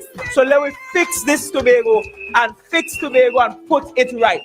Thank you, Tobago. I love you all, and I look forward to working with this great team and making Tobago the greatest little island on the planet. Tomorrow there's just one announcement. Tomorrow evening at 8 p.m., there will be a PDP movie that will be aired. There will be no motorcades around the island from us. But there will be a PDP movie that you can stay home in your house, at the comfort of your house, grab your food, your couch snacks, and sit down and look at it as we redevelop this island of Tobago. We ain't win yet, but if we all in here put in the work, we will win it. So let us go there and win it together. Thank you, Tobago. Let's make Tobago the greatest little island on the planet. Blessings and love, everybody. Mr. DJ, over to you. Now we fix it. Here we go.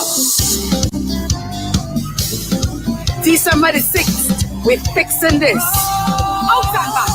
We not hiding from them, we out in we green and black. Enough is enough, we come to take Tobago back. Tobago assemble, protest with your finger. It's a bad mind election, bring your granny and your papa. Wake up, everybody sleeping. Only PDP we voted. Take the money, put on their drinks. Take everything that they bring. Protect your future, Tobago, and we fix it. HDL 2470. Sorry, HDL 4470. You are blocking someone from exiting. I would like to say a prayer with everybody before we leave. HDL 4470. You are blocking someone. Wake up, everybody sleeping. We have the mascot all here. Only PDP we voted. Take the money, put on their drinks. Take everything that they bring. I take a picture to big all that we fix. That we have Mr. Gardner Knight here. But before Mr. Gardner Knight comes, I would want to say a prayer collectively. And we ask Mr. Gardner Knight to take the curtains down on us. Finally, we will get to dance and so on in a safe distance. Alright, so wherever you are,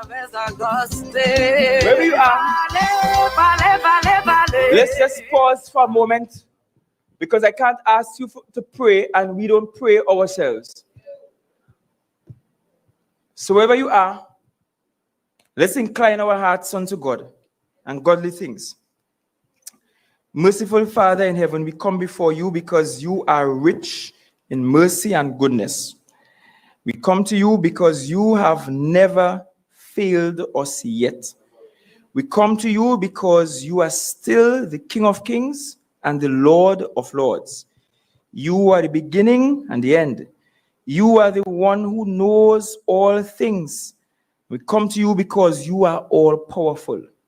And into your hands we commit this election. Into your hands we commit the next couple of hours before, during, and after the election. We pray that your Holy Spirit will guide all processes. We pray, Almighty God, that everything will work out smoothly, that people will have an easy time of voting, that there will be no hiccups, no delays. And we pray, dear God, that the election, the machinery of the PDP will roll on extremely smoothly. We ask you, dear God, to protect each and every candidate. The next couple of hours are critical for them, critical for all of us. So protect all of us, protect our going out and our coming in. Many of our candidates and campaign managers and canvassers are physically tired because we have been working non-stop for months on end. We ask, dear God, that you reignite our passion and reignite our energies. Give us energies to go through the next couple of hours and through the election, and to do so safely. No accidents, no mishaps, none of that, dear God. We place not just our protection into your care, but we place our victory into your hands. Because we know, God, that you set up kingdoms and you take them down. You establish kings and you decommission kings. And so we trust in your divine wisdom to do what is right for Tobago. Lord, you have seen us. Lord, you know our heart and you know what we intend for this island. You know, we believe with all our heart that we could do all of these wonderful things for the people of this island. We pray, Almighty God, that you do it for us. You lead us. We don't want to win without you. We want to win with you and by your strength. Because if you ordain it, it will happen. If you order it, no man could stop it. And so we thank you for all your mercies and your grace.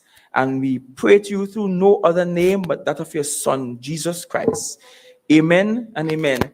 And may the words of our mouth and the meditations of our hearts be acceptable unto thy sight, O Lord, our strength and our Redeemer. Amen. We welcome you, Brother Gardner Knight. Come on, let's put our hands together for Brother Gardner Knight.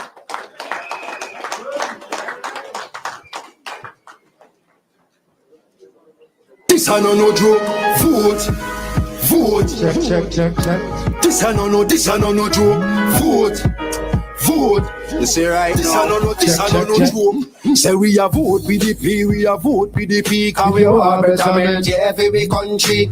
Vote PDP, we a vote PDP. PNM them never do nothing for everybody. Vote PDP, we a vote PDP. Full time me try feed you, Mr. Party. Vote PDP, we a vote PDP. Kick out, rush up and roll it.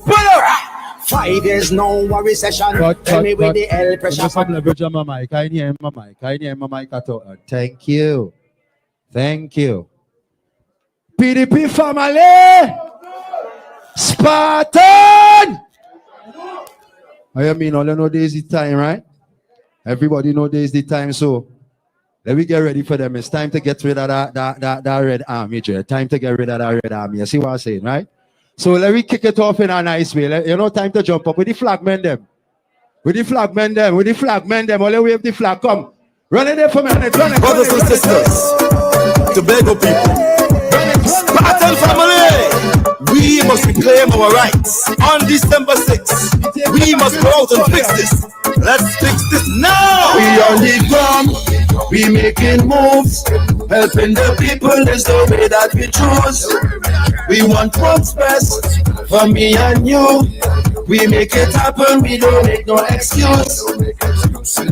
Let's build a better Tobago for you and me. Village by village, child by child, family by family. With the right leadership, I know Tobago will guide. So let me fix this. Tobago is yours and mine. We need good leadership. Fally Augustine said the PLM must stop. The PDP says so on election day. Let's hear the people say the PLM must stop. The PDP says so.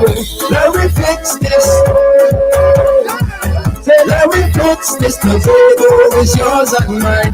Let me fix this. PDP family. Say let me fix this. Tobago is yours and mine. On your map into ready, let's go. What for you all the voices echo. Time for transform sweet Tobago. What's the joke and PDP say so. From the youngsters to all the elders, vote to make Tobago much better. So on the 6th of December, vote PDP must be your agenda. Let's build a better Tobago for you and me. Village by village, child by child, family by family. With the right leadership, I know Tobago will climb. So let me fix this. Tobago is yours and mine. We need good leadership. Fally Augustine said the PLM must stop. The PDP says so. So on election day, let's hear the people say the PLM must stop. The PDP says so. So let me fix this.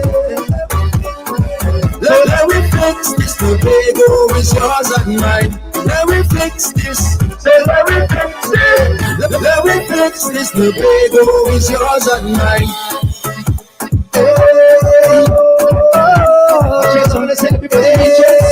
Vote PDP. We voted PDP.